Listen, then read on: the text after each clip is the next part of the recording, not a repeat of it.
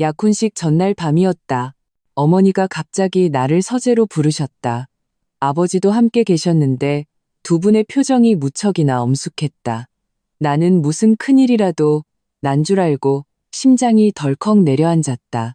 어머니는 내 손을 잡으며 말씀하셨다. 서아야, 내일이면 약혼인데 엄마 아빠가 너한테 줄 선물을 좀 준비했단다. 아버지가 이어서 은행 카드 한 장을 내미셨다. 이 안에 30억 원 들어있다. 이걸로 네가 마음에 드는 신혼집 골라서 내 명의로 계약하렴. 나는 그 순간 얼어붙었다. 30억이라니? 우리 집이 어렵지 않게 사는 건 알았지만 부모님이 한 번에 이렇게 큰 금액을 주실 줄은 상상도 못했다. 어머니는 내 손등을 토닥이며 말씀하셨다. 우리 딸, 이건 네가 당연히 받아야 할 몫이야. 시집가서도 기죽지 말고 허리 꼿꼿이 펴고 살아야지. 나는 그 얇은 카드를 쥔 채 손바닥이 뜨거워지는 것을 느꼈다. 내 방으로 돌아와 카드를 보며 이 사실을 예비 신랑인 강준 씨에게 어떻게 말해야 할지 고민했다. 이강준, 내 약혼자는 성실하고 능력 있는 사람이었지만 집안 형편은 평범했다. 그의 어머니, 즉 나의 예비 시어머니는 항상 내가 자기 아들에게 고마워해야 한다고 생각하셨다. 우리 강준이 내가 힘들게 키워서 대기업에서 연봉 1억 넘게 받는 인재로 만들었어. 쉬운 일 아니었지. 라고 입버릇처럼 말씀하시곤 했다. 만약 시어머니가 우리 집에서 신혼집 사라고 30억을 그냥 내어준다는 사실을 알면 태도가 완전히 달라지지 않을까? 나는 강준 씨에게는 구체적인 액수를 먼저 말하지 않고 내일 약혼식에서 그와 그의 가족에게 깜짝 선물처럼 공개하기로 마음먹었다. 다음 날 나는 약혼식이 열릴 신라호텔에 일부러 조금 일찍 도착했다. 그런데 호텔 로비에서 예비 시어머니와 시누이인 강희 씨를 먼저 마주쳤다. 시어머니는 나를 보자마자 미간을 찌푸리며 목소리를 높였다. 윤서아, 너는 이제 오니? 기본적인 예의도 없어? 오늘이 무슨 날인지는 알고 있는 거야? 옆에 있던 강희 씨도 입을 삐죽이며 거들었다. 그러게 말이에요. 오빠 약혼식인데 이렇게 꾸물거리고 말이야. 나는 대꾸하지 않았다. 카드에 든 30억이 나의 든든한 배경이 되어주었기에 굳이 그들과 입씨름하고 싶지 않았다. 나는 미소를 지으며 말했다. 어머님, 강희 씨, 제가 강준 씨한테 먼저 드릴 말씀이 있어서요. 시어머니는 즉시 경계의 눈빛으로 나를 쏘아보며 물었다. 무슨 할 말이 있는데 다들 있는 앞에서 못하고 숨어서 하겠다는 거니? 내가 막 설명을 하려던 참에 정장을 멋지게 차려입은 강준 씨가 로비로 들어섰다. 나는 그에게 다가가 옆으로 데리고 가서 조용히 이야기하려 했다. 하지만 시어머니가 쏜살같이 달려와 나와 강준 씨 사이를 가로막았다. 그녀는 내 코앞에 손가락질하며 소리쳤다. 윤서아, 너 또 우리 강준이한테 돈 달라고 조르는 거지? 뭘 사달라고? 똑똑히 들어. 내 아들이 버는 돈은 피땀 흘려번 돈이지. 너 같은 촌년이 흥청망청 쓰라고 있는 돈이 아니야. 그녀의 날카롭고 큰 목소리에 로비에 있던 모든 사람들의 시선이 우리에게 쏠렸다. 내 얼굴은 순식간에 새빨갛게 달아올랐다. 어머님, 오해세요. 저희 부모님께서. 내 말이 채 끝나기도 전에 시어머니는 손을 번쩍 들더니 내 뺨을 내리쳤다. 짝 하는 소리와 함께 내 뺨은 불이 붙은 것처럼 화끈거렸다. 나는 뺨을 감싸준 채 믿을 수 없다는 듯 그들을 바라보았다. 강희 씨는 옆에서 고소하다는 듯 말했다. 잘 때렸어요. 엄마, 저렇게 결혼으로 인생 역전하려는 여자들은 따끔한 맛을 보여줘야 해요. 이 촌년아, 우리 집에 발들일 생각 꿈도 꾸지 마. 강준 씨는 옆에 서서 입만 뻥긋할 뿐 아무 말도 하지 않았다. 나는 그들 가족의 얼굴을 차례로 훑어보았다. 내 마음속의 불길이 머리끝까지 치솟았다. 그동안 내가 참고 인내했던 모든 것들이 이런 모욕으로 돌아왔단 말인가. 나는 고개를 끄덕였다. 그리고 차가운 눈으로 시어머니를, 그리고 강준 씨를 바라보았다. 천천히 가방에서 휴대폰을 꺼냈다. 시어머니는 여전히 악을 쓰고 있었다. 뭘 봐? 당장 안 꺼져? 이 약혼은 없던 걸로 해.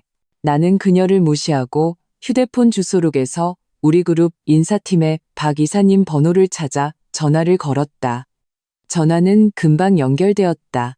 나는 수화기에 대고 또렷하게 말했다. 박 이사님, 저 윤서아입니다. 한 가지 전달할 사항이 있어서요. 마케팅팀의 이강준 부장, 즉시 해고 처리해 주세요. 네, 지금 바로 절차 진행하시고 후속 조치는 계약서대로 처리하시면 됩니다. 전화를 끊자 로비는 순간 정적이 흘렀다. 시어머니는 눈을 동그랗게 뜨고 마치 괴물 보듯 나를 쳐다봤다. 강준 씨가 나에게 달려들어 팔을 붙잡았다. 서아야, 너 지금 무슨 말 한 거야? 누구한테 전화한 건데? 날 해고한다고? 나는 그의 손을 뿌리치지 않은 채 순식간에 핏기가 가신 시어머니의 얼굴을 바라보았다. 몇 초 후 시어머니는 다리에 힘이 풀려 쿵소리를 내며 호텔의 대리석 바닥에 주저앉았다. 시어머니는 바닥에 쓰러져 마치 흐물흐물한 낙지 같았다. 방금 전까지 기세등등하던 모습은 온데간데 없었다. 입술을 파르르 떨며 나를 향해 손가락질했지만 아무 말도 하지 못했다. 강희 씨가 비명을 지르며 어머니를 부축하려다 힘없이 축 늘어진 몸 때문에 함께 휘청거리며 넘어질 뻔했다. 주변의 구경꾼들은 웅성거리기 시작했고 그들의 손가락질은 바늘처럼 강준 씨 가족에게 밝혔다. 강준 씨는 내 팔을 더욱 세게 붙잡았다. 뼈가 아플 정도였다. 그는 새하얗게 질린 얼굴로 눈을 부릅뜬 채 목소리 톤까지 바뀌어 소리쳤다. 윤서아, 너 미쳤어? 방금 그 전화 뭐야? 네가 우리 그룹 박 이사님을 어떻게 알아? 네가 뭔데 날 해고해? 나는 그제야 천천히 그의 손을 뿌리치고 아픈 팔을 주물렀다. 공포와 당황으로 일그러진 그의 얼굴을 보니 마음속에 어떤 감흥도 잃지 않았다. 내가 뭔데? 나는 그의 말을 되뇌며 실소를 터뜨렸다. 주머니에서 아직 내 체온이 남아있는 카드를 꺼내 강준 씨의 눈앞에서 흔들었다. 이것 때문이지. 말하는 걸 잊었네. 아니, 잊은 게 아니라 너희에게 깜짝 선물을 주려던 거였어. 이 카드 안에는 우리 부모님이 주신 결혼 축하금 30억 원이 들어있어. 내 이름으로 신혼집 사라고. 나는 잠시 말을 멈추고 강준 씨와 그의 어머니가 돌처럼 굳어버린 표정을 지켜보았다.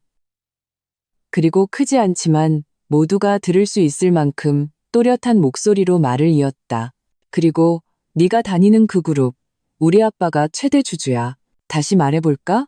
자기 엄마랑 동생 하나 제대로 관리 못하는 연봉 1억짜리 마케팅 부장 하나 해고할 권리가 나한테 있을까 없을까? 강희 씨의 비명은 목구멍에 걸려 컥 하는 소리로 변했다. 바닥에 쓰러져 있던 시어머니는 숨을 크게 들이마시더니 눈을 희번덕거리며 기절하기 직전이었다. 강준 씨는 마치 벼락이라도 맞은 것처럼 그 자리에 못 박혀 처음 보는 사람인 양날을 뚫어지게 쳐다봤다. 그는 떨리는 입술로 겨우 한마디를 쥐어짰다. 말도 안 돼. 서아야, 너 거짓말하는 거지? 너희 집 그냥 평범한 직장인 집안 아니었어? 난 우리 집이 평범하다고 말한 적 없어.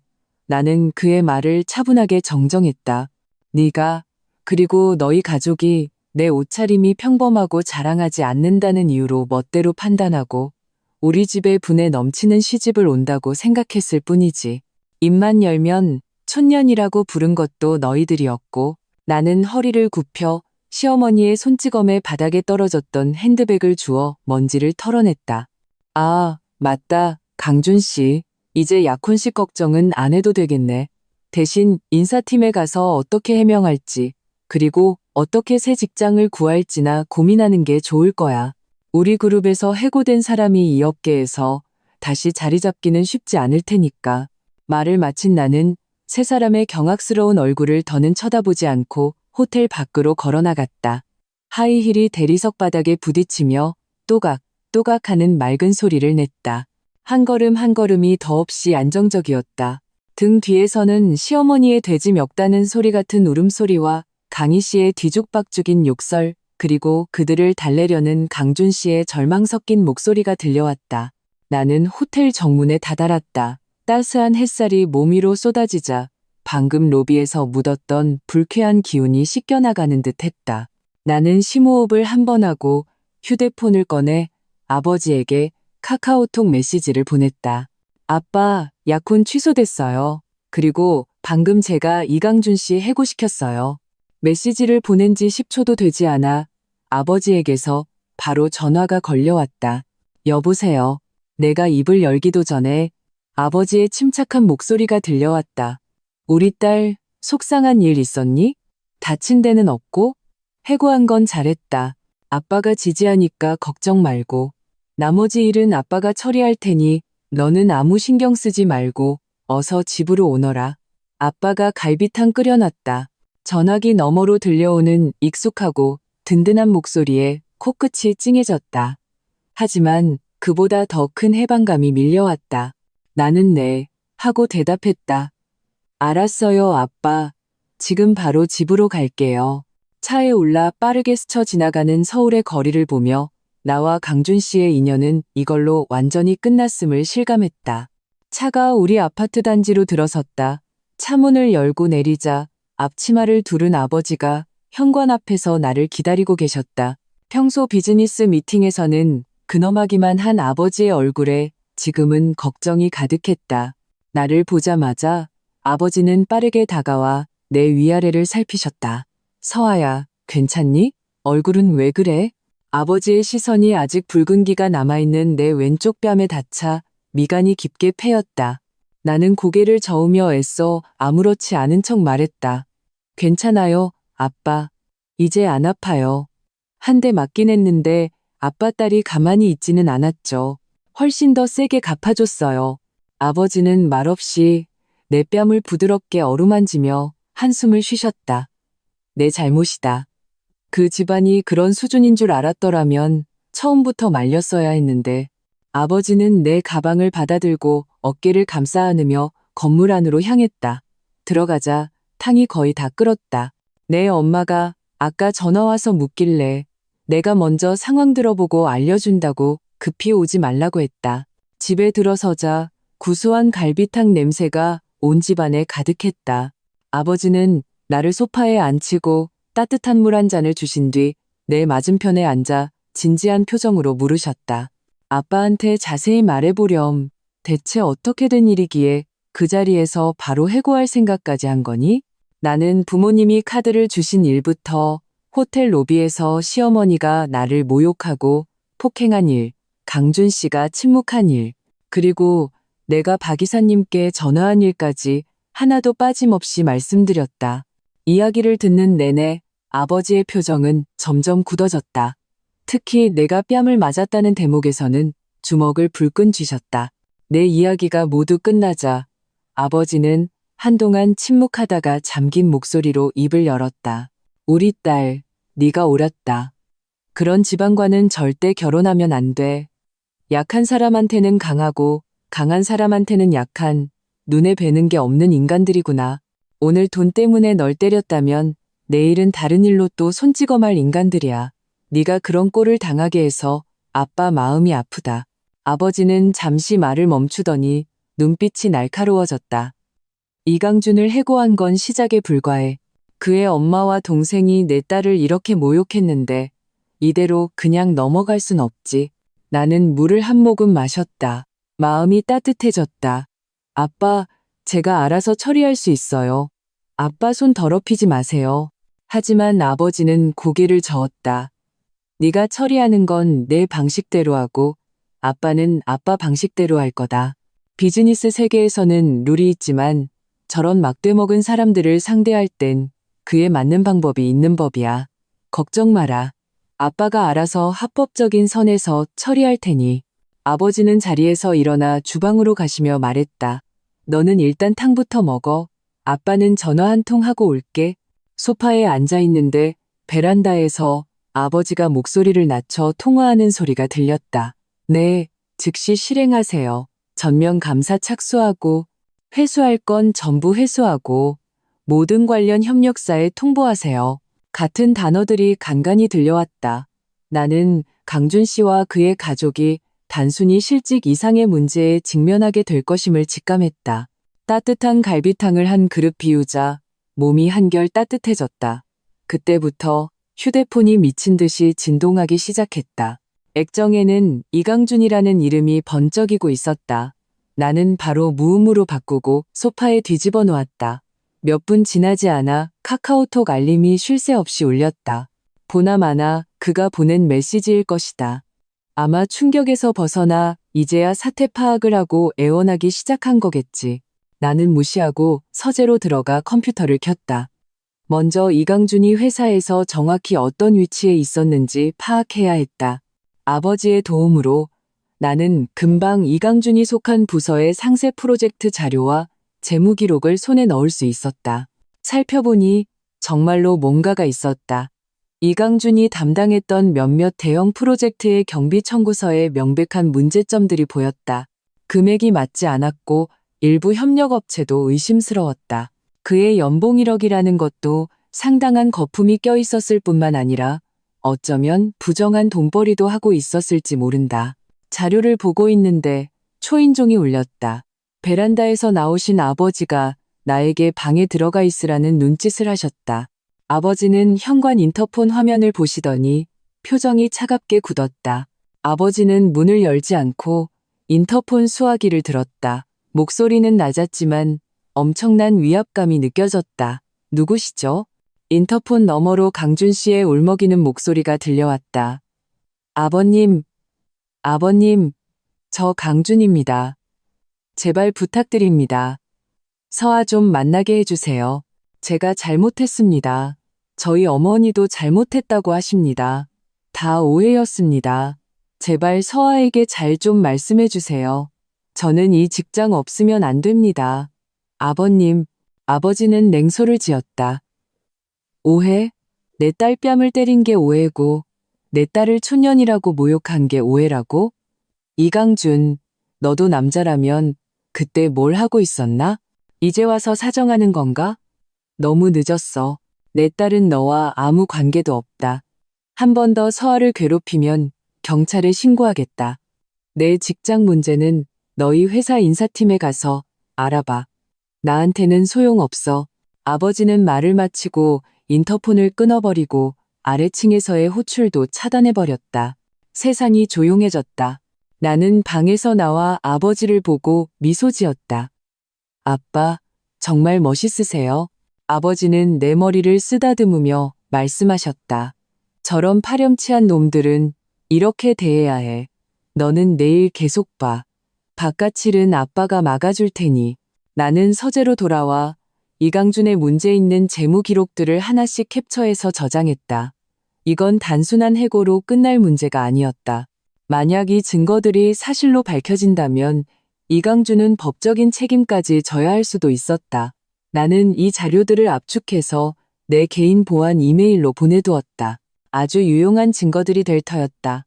이 모든 일을 마치고 의자에 등을 기대자 긴 한숨이 나왔다. 복수의 첫걸음은 생각보다 순조로웠다. 그리고 나는 이것이 단지 시작에 불과하다는 것을 알고 있었다. 시어머니와 시누이의 그 얼굴 나는 똑똑히 기억하고 있으니까. 소파 위에 있던 휴대폰이 지치지도 않고 다시 진동했다. 이번에는 모르는 지역번호였다. 나는 휴대폰을 집어들어 전화를 받았다. 아무 말도 하지 않았다. 전화기 저편에서 완전히 변해버린 시어머니의 울부짖는 소리가 들려왔다. 목이 쉬어 찢어질 듯한 소리였다. 서아야, 서아야, 내가 잘못했다. 이 늙은이가 사람이 아니었어. 내가 너한테 무릎 꿇고 빌게. 제발 우리 강준이 좀 살려다오. 그 애는 그 직장이 없으면 안 된단 말이다. 그건 우리 아들 목숨줄이야. 나는 휴대폰을 귀에서 조금 멀리 떨어뜨렸다. 그녀의 울음이 잠시 잦아든 틈을 타 나는 감정 없는 차가운 목소리로 말했다. 누구세요? 저희 엄마는 지금 주방에서 저 주려고 탕 끓이고 계신데요. 전화 잘못 거신 것 같네요. 전화기 저편에서 순간 숨이 멎는 소리가 들리더니 곧이어 더 격렬한 울음소리가 터져 나왔다. 서아야, 제발 그러지 마라. 1000번 만번 다 내 잘못이다. 내가 늙어서 정신이 나갔었어. 내가 눈이 삐었지. 차라리 나를 때리고 욕을 해. 제발 우리 아들 한 번만 봐줘. 그 애가 그 자리까지 올라가기가 얼마나 힘들었는데. 강희야, 강희야. 어서 새언니한테 사과해. 배경음으로 신우이 강희 씨의 울먹이는 마지못해 하는 목소리가 섞여 들어왔다. 서아 언니, 죄송해요. 제가 입이 방정이었어요. 저희 좀 용서해 주세요. 나는 이 서툰 연기를 들으며 헛웃음이 나왔다. 첫째, 저는 당신들 새언니가 아니니 함부로 부르지 마세요. 둘째, 이강준 씨의 직장 문제는 그룹 인사팀의 결정이지 저와는 무관합니다. 그가 정말 능력이 있다면 어디 가서든 밥 굶을 일은 없겠죠. 셋째, 나는 잠시 말을 끊고 목소리를 더욱 차갑게 했다. 어머님이 제 뺨을 때린 건 제가 아직 똑똑히 기억하고 있거든요. 이 일 아직 안 끝났습니다. 그녀가 다시 울부짖기 전에 나는 전화를 끊고 그 번호도 바로 차단했다. 세상이 다시 고요해졌다. 나는 서재로 돌아왔다. 마음속의 답답함은 많이 가셨지만 복수의 쾌감 뒤에는 텅 빈 피로감이 몰려왔다. 3년의 연애가 이렇게 허무하게 깨어질 줄이야. 아버지가 조용히 문을 두드리고 들어오셨다. 손에는 예쁘게 깎은 과일 접시가 들려 있었다. 이제 조용해졌니? 아버지는 과일 접시를 내 옆에 놓으며 물으셨다. 나는 고개를 끄덕이며 포크로 사과 한 조각을 찍었다. 아빠, 이강준 씨네 회사 프로젝트에 좀 문제가 있는 것 같아요. 나는 컴퓨터 화면을 아버지 쪽으로 돌려 내가 발견한 의심스러운 경비 청구 내역과 협력업체 기록들을 가리켰다. 아버지는 가까이 다가와 살펴보셨다. 산전수전 다 겪으신 분답게 한눈에 문제점을 파악하셨다. 아버지의 표정이 심각해졌다. 이놈이 집안 교육만 엉망인 게 아니라 손버릇도 나빴구나. 네가 일찍 발견해서 다행이다. 아버지는 몸을 일으켜 나를 보셨다. 서아야, 이건 어떻게 처리하고 싶니? 이 증거들을 바로 그룹 감사팀에 넘길까 아니면 나는 잠시 망설였다. 바로 감사팀에 넘기면 이강준은 직장을 잃는 것을 넘어 소송에 휘말릴 수도 있었다. 통쾌하긴 하지만 너무 쉽게 끝나는 것 같았다. 너무 직접적이고 재미가 없었다. 나는 시어머니와 시누이의 얼굴을 떠올렸다. 한 가지 생각이 천천히 떠올랐다. 아빠, 아직은 서두르지 마세요. 나는 천천히 말했다. 이 증거들은 일단 가지고 있다가 그룹에서는 실적 부진이나 조직 개편 같은 이유로 그를 해고하게 하세요. 그가 먼저 실직의 쓴맛을 보게 하는 거예요. 그의 엄마와 동생이 아직 희망이 있다고 생각하게 만드는 거죠. 제가 단지 화가 나서 그런 거라고 믿게끔요. 그러다가 그들이 사방팔방으로 애쓰다 벽에 부딪히고 완전히 지쳤을 때 나는 화면 속 증거들을 가리켰다. 이걸 조금씩 터뜨리는 거예요. 희망이 절망으로 바뀌는 게 어떤 건지 제대로 느끼게 해주고 싶어요. 아버지는 잠시 놀란 듯 하더니 이내 얼굴에 어쩔 수 없다는 듯한 그러면서도 자랑스러워하는 미소가 번졌다. 우리 딸 보통이 아니구나. 좋아. 내 말대로 하자. 무딘 칼로 천천히 베는 게 더 고통스러운 법이지. 아빠가 지지한다. 아버지는 내 어깨를 두드렸다. 하지만 이런 쓰레기 같은 인간들 때문에 내 자신을 잃지는 마라. 내일 아빠랑 회사에 같이 가자. 바람도 쐴 겸 우리 회사도 좀 둘러보고. 나는 고개를 끄덕였다. 그래, 윤서아의 인생이 이강준 그 가족 따위에게 휘둘려서는 안 된다. 나에게는 돈도 있고 든든한 배경도 있고 나를 지지해주는 부모님도 있다. 나는 더 넓은 세상을 향해 나아가야 한다. 복수는 통쾌하게 하되 내 인생은 더욱 멋지게 살아야 한다. 다음 날 나는 말끔하게 정장을 차려입고 아버지와 함께 회사로 갔다. 아버지는 나를 곧장 회장실로 데려가 핵심 임원들에게 나를 소개했다. 그 의미는 분명했다. 내 딸이니 앞으로 잘 알아두도록. 평소 경제뉴스에서나 보던 인물들이 내게 정중하게 인사를 건네는 것을 보며 나는 윤서아의 새로운 인생이 시작되었음을 실감했다. 오후에 나는 아버지 비서에게 부탁해 서울 시내의 최고급 아파트 정보를 정리해달라고 했다. 그 30억은 신혼집을 위한 돈이었지만 결혼은 깨졌어도 집은 사야 했다. 다만 이번에는 나 자신을 위한 집이었다. 나는 강남이나 한남동에 위치 좋고 보안이 철저한 고급 주상복합 몇 군데를 골라 며칠 내로 직접 가보기로 했다. 아파트 정보를 보고 있는데 휴대폰이 울렸다. 카카오톡 보이스톡이었다. 오랫동안 연락이 없던 고등학교 동창 유진이었다. 서아야, 너 내가 지금 어디 있는지 알아? 내 전 남친 이강준 봤어? 여기 청담동에 엄청 핫한 레스토랑 앞에서 누구랑 싸우고 있어. 예약 못해서 그런가 봐. 자기가 무슨 VIP라고 소리 지르는데 직원이 CR도 안 먹히는 눈치야. 완전 웃겨. 나는 마음이 동했다. 청담동의 그 레스토랑은 1인당 가격이 꽤 비쌌다. 예전에 강준 씨가 지인을 통해 겨우 예약해서 2번 데려가 준 적이 있었다. 이제 직장도 없으면서 그런 곳에 갈 정신이 있단 말인가? 나는 유진에게 고맙다고 하고 통화를 끊었다. 손가락으로 책상을 톡톡 두드렸다. 이강준네 집안이 겪는 어려움이 내가 생각했던 것보다 더 재미있을지도 모르겠다. 나는 가방을 들고 우연히 그를 마주치러 가기로 결심했다. 아버지에게는 잠깐 바람 쐬고 오겠다고 말씀드렸다. 아버지는 내가 어디 가는지 대충 짐작하셨는지 안전 조심하고 무슨 일 있으면 바로 전화해 라고만 하셨다. 나는 차를 몰아 곧장 청담동의 그 레스토랑으로 향했다. 도착하니 아니나 다를까 이강준과 그의 어머니 그리고 강희 씨 세 사람이 레스토랑 입구에서 지배인으로 보이는 사람과 실랑이를 벌이고 있었다. 나는 서둘러 차에서 내리지 않고 조금 떨어진 곳에 차를 세운 뒤 창문을 내렸다. 그들의 대화가 들릴 만한 거리였다. 이강준은 평소의 엘리트적인 모습은 온데간데 없이 얼굴이 시뻘개져서 소리치고 있었다. 아니, 제가 지난달까지만 해도 여기 골드 VIP였는데 어떻게 이렇게 모른 척할 수가 있습니까? 제가 3일 전에 분명히 예약했는데 지금 와서 기록이 없다고요? 지배인은 정중했지만 단호한 어조로 말했다. 이강준 고객님 정말 죄송합니다만 저희 시스템에 고객님의 예약 기록이 존재하지 않습니다. 그리고 고객님의 VIP 회원 자격은 저희가 방금 받은 최신 공지에 따라 오늘부로 정지되었습니다. 옆에서 시어머니는 안절부절못하며 강준 씨의 팔을 잡아 끌었다. 강준아, 그냥 가자. 다른 데 가서 먹으면 되지. 뭐 이런 데가 다 있니? 강희 씨는 불만 가득한 얼굴로 투덜거렸다. 오빠, 문제없다고 했잖아. 내 친구들한테 다 자랑해놨는데 이게 무슨 망신이야. 이강준은 분하고 다급한 마음에 이마에 핏대가 섰다.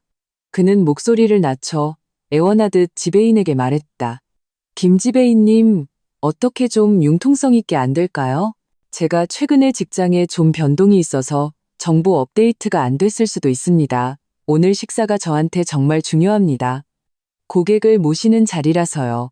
지배인이 난처한 표정을 짓던 중 그의 시선이 무심코 내 차 쪽으로 향했다. 그리고는 순간 멈칫했다. 그는 나를 혹은 내 차를 아니면 우리 아버지를 알아보는 눈치였다. 그의 얼굴에는 즉시 비즈니스적인 미소가 떠올랐다. 그는 강준 씨에게 잠시만 기다려 주십시오. 라고 말한 뒤 내 차를 향해 빠른 걸음으로 다가왔다. 강준 씨 가족도 그의 시선을 따라 이쪽을 보았다. 시어머니는 나를 한눈에 알아보고 얼굴이 새하얗게 질려 입술을 떨었다. 무의식적으로 강준 씨 등 뒤로 숨으려 했다. 강희 씨는 경악과 원망이 섞인 눈으로 나를 노려보았다. 강준 씨의 표정은 가장 복잡했다. 충격, 민망함, 그리고 지푸라기라도 잡고 싶은 희망이 뒤섞여 있었다. 지배인은 내 차 옆으로 달려와 허리를 살짝 숙였다. 윤서아 고객님, 안녕하십니까? 식사하러 오셨습니까? 바로 최고의 자리로 안내해 드리겠습니다. 나는 창문을 내리고 미소 지었다. 목소리는 크지 않았지만 저쪽에서 귀를 쫑긋 세우고 있는 세 사람이 듣기에는 충분했다. 아니에요, 김 지배인님. 그냥 지나가는 길이었어요. 일 보세요. 원칙대로 하시면 됩니다. 나는 일부러 원칙대로라는 말에 힘을 주었다. 지배인은 즉시 알아들었다. 네, 알겠습니다. 고객님, 걱정 마십시오. 저희는 규정에 따라 엄격하게 처리하겠습니다. 나는 고개를 끄덕이고 창문을 올린 뒤 차에 시동을 걸어 천천히 그들 앞을 지나갔다. 차창 너머로 시어머니가 온몸을 떨며 거의 서 있지도 못하는 모습이 보였다. 강희 씨는 입술을 꽉 깨물고 있었고 강준 씨는 마치 영혼이라도 빠져나간 사람처럼 멍하니 내 차가 멀어지는 것을 바라보고 있었다. 구름 위에서 진흙탕으로 곤두박질 친 듯한 그 처참함이 그들의 얼굴에 고스란히 쓰여 있었다. 내 마음속에는 동정심이라고는 조금도 없었다. 오직 차가운 쾌감만이 존재했다. 이제 시작일 뿐인데 VIP 자격 취소는 아버지가 손가락 하나 까딱해서 전화 한 통으로 할 수 있는 가장 기본적인 조치였다. 너희들은 연봉 1억이 그렇게 대단하다고 생각했지? 내가 너희 집안에 과분하다고 했지? 이제 진짜 격차가 뭔지 뼈저리게 느껴보렴. 나는 집으로 가지 않고 내가 점 찍어두었던 아파트 모델하우스로 바로 향했다. 분양사무소 직원은 내가 타고 온 차를 보자마자 극진한 태도로 나를 맞았다. 나는 가장 좋은 펜트하우스를 보고 싶다고 바로 말했다. 그녀는 나를 샘플하우스로 안내했다. 약 120평 400m 가도의 넓은 공간, 탁 트인 전망, 고급스러운 인테리어. 나는 통유리창 앞에 서서 아래로 펼쳐진 도시의 풍경을 내려다보며 이 집을 어떻게 꾸밀지 마음속으로 계획했다. 그때 또 전화가 울렸다. 이강준이었다. 나는 바로 끊어버렸다. 그는 카카오톡으로 장문의 사과 메시지를 보내왔다. 자신이 얼마나 후회하는지, 어머니가 얼마나 눈물로 밤을 지새우는지, 제발 한 번만 기회를 달라고 애원했다. 나는 그 힘없는 글자들을 보며 실소를 금할 수 없었다. 나는 이렇게 답장했다. 이강준 씨, 더 이상 연락하지 마세요. 당신의 직장 문제에 대해서는 그룹 감사팀에 직접 문의하시기 바랍니다. 그들이 공정한 답변을 줄 거라고 믿습니다. 메시지를 보낸 후 그의 카카오톡도 차단했다. 감사팀이라는 단어만으로도 그와 그의 가족을 한동안 공포에 떨게 하기에 충분할 것이다. 그의 더러운 장부들은 머리 위에 매달린 칼과 같으니까 언제 떨어질지는 내 기분에 달려 있었다. 집을 사는 일은 순식 중이었다. 나는 전망이 가장 좋은 이 펜트하우스를 선택했고 계약할 때 30억 원이 든 그 카드로 전액을 결제했다. 분양 직원의 눈이 휘둥그레졌다. 집을 사고 나니 마음속에 응어리가 많이 풀렸다. 다음 타겟은 늘 옆에서 부추기던 시누이 이강이었다. 강희 씨는 꽤 유명한 화장품 브랜드의 백화점 매장 매니저로 일하고 있었다. 평소 그 직위를 이용해 내 앞에서 잘난 척을 많이 했다. 마치 대단한 커리어 우먼이라도 된 것처럼 나는 강희 씨의 SNS를 뒤져보았다. 최근에 매장에서 대규모 프로모션 행사를 진행하는데 자기가 총책임자라며 자랑하고 있었다. 실적 압박이 꽤 큰 모양이었다. 나는 미소를 지었다. 좋은 생각이 떠올랐다. 나는 아버지 비서에게 전화해서 그 화장품 브랜드 본사 사람을 아는지 물었다. 공교롭게도 그 브랜드의 한국 지사장이 지난달에 우리 아버지와 사업 협력을 논의하기 위해 방문한 적이 있었다. 비서는 금방 연락처를 알려주었다. 나는 전화해서 망설이지 않고 말했다. 이 대표님 안녕하십니까? 저 윤서아입니다. 작은 부탁 하나 드릴 게 있어서요. 귀사의 이강희 매니저가 제 지인의 동생인데 그 지인이 최근에 좀 좋지 않은 일을 저질렀습니다. 이강희 매니저도 이제 가정에 좀 더 신경을 써야 할 것 같아서요. 매니저처럼 중요한 직책은 좀 버거울 것 같은데 혹시 창고 관리원처럼 좀 더 한가한 보직으로 변경해 주실 수 있을까요? 수십 년간 비즈니스 세계에서 구른 이 대표는 단번에 상황을 파악했다. 그는 즉시 대답했다. 윤서아님, 걱정 마십시오. 저희 회사는 항상 직원의 직무 적합성을 중요하게 생각합니다. 알려주신 정보는 매우 중요하군요. 즉시 사실을 확인하고 최대한 빨리 조정하도록 하겠습니다. 전화를 끊자 기분이 한결 더 좋아졌다. 이강희 같은 꼬맹이를 처리하는 데는 아버지가 직접 나설 필요도 없었다. 나는 화려한 매장 매니저에서 경기도 외곽의 창고 정리원으로 곤두박질 쳤을 때 강희 씨의 얼굴이 어떨지 상상만 해도 즐거웠다. 나 같은 백수를 가장 무시했었지? 이제 너도 한번 한가한 맛을 보렴. 이틀도 지나지 않아 고등학교 동창 유진이 레스토랑 앞에서 강준 씨를 봤다고 알려준 친구 또 메시지를 보내왔다. 이번에는 흥분을 감추지 못하는 목소리였다. 서아야, 대박. 무슨 일인지 알아? 내 친구가 이강인의 매장에서 일하는데 오늘 이강희가 본사에서 온 사람들한테 불려가서 바로 매니저 직위 해제당하고 경기도 외곽 창고로 발령났대. 매장이 완전 뒤집어졌어. 이강희는 그 자리에서 멘붕 와서 엄청 서럽게 울었다더라. 대체 무슨 일이야? 너지? 나는 웃는 이모티콘 하나로 답장을 대신했다. 효과는 즉각적이었다. 강희 씨 문제를 처리하고 얼마 지나지 않아 어머니에게서 전화가 왔다. 목소리가 다급했다. 서아야, 내 이모 어머니의 오랜 친구한테 방금 전화 왔는데 이강준이 엄마가 과일 바구니 같은 걸 잔뜩 들고 이모네 집으로 찾아갔다는구나. 눈물 콧물 다 쏟으면서 이모한테 제발 나서서 너한테 말 좀 잘해달라고 자기네 가족 좀 살려달라고 빌었다는 거야. 이게 무슨 일이니? 옛날 동네 이웃한테까지 찾아가서 이러면 어떡해. 보기 안 좋게. 어머니의 친구인 이모는 우리가 예전에 살던 동네에 아직 살고 계셨다. 강준 씨 어머니가 거기까지 찾아갈 줄이야. 정말 막다른 길에 몰린 모양이었다. 나는 어머니께 간단히 상황을 설명하고 걱정하지 마시라고 내가 처리하겠다고 말씀드렸다. 나는 생각했다. 강준 씨 어머니가 이렇게 사방팔방으로 다니며 추태를 부리는 것은 나에게 직접적인 피해는 없지만 사람을 귀찮게 했다. 완전히 끝을 내야 했다.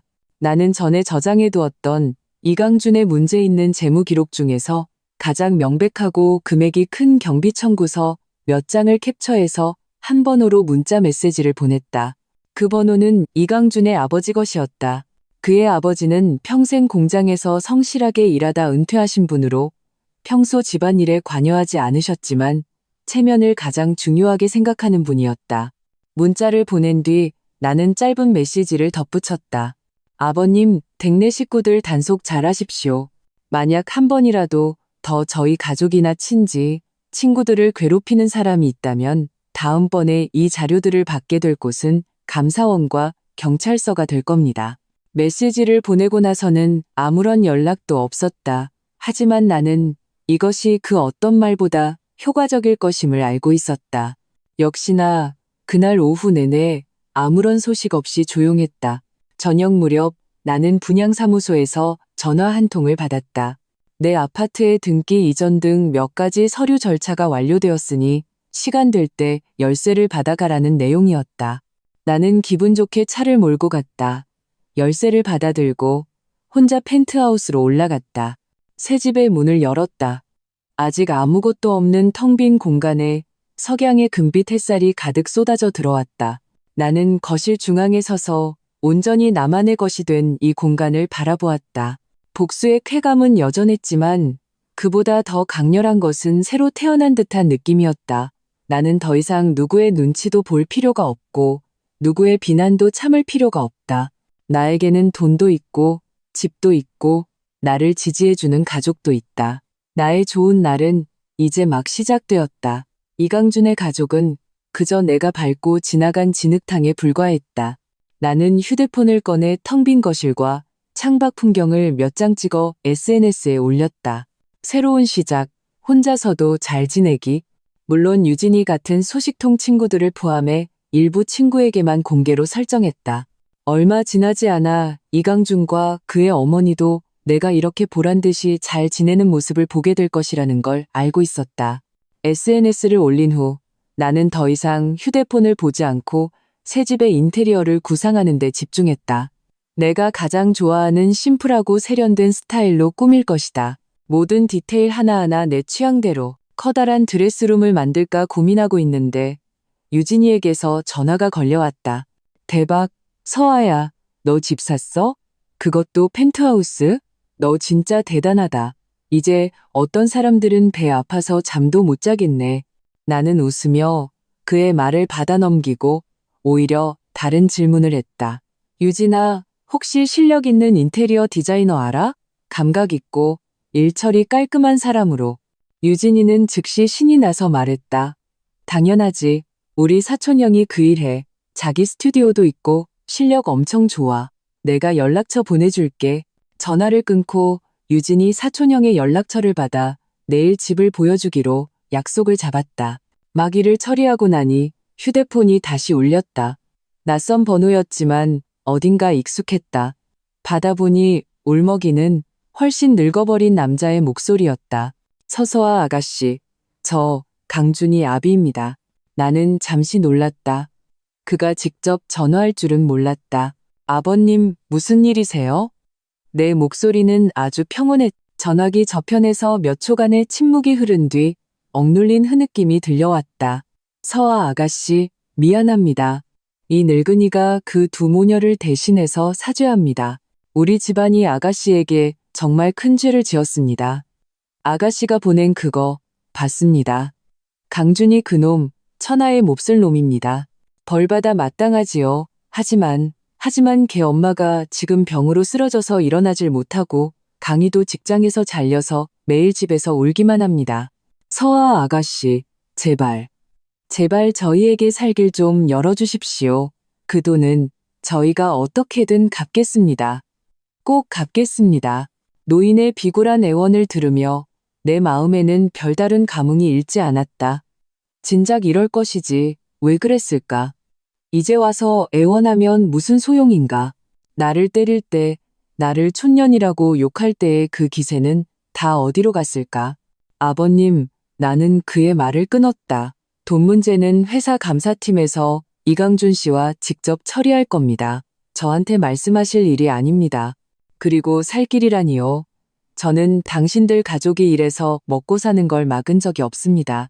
먼저 저희 이웃집에 찾아가 소란을 피운 건 아버님의 아내와 딸이었고 지금 저에게 전화하신 건 아버님이시죠.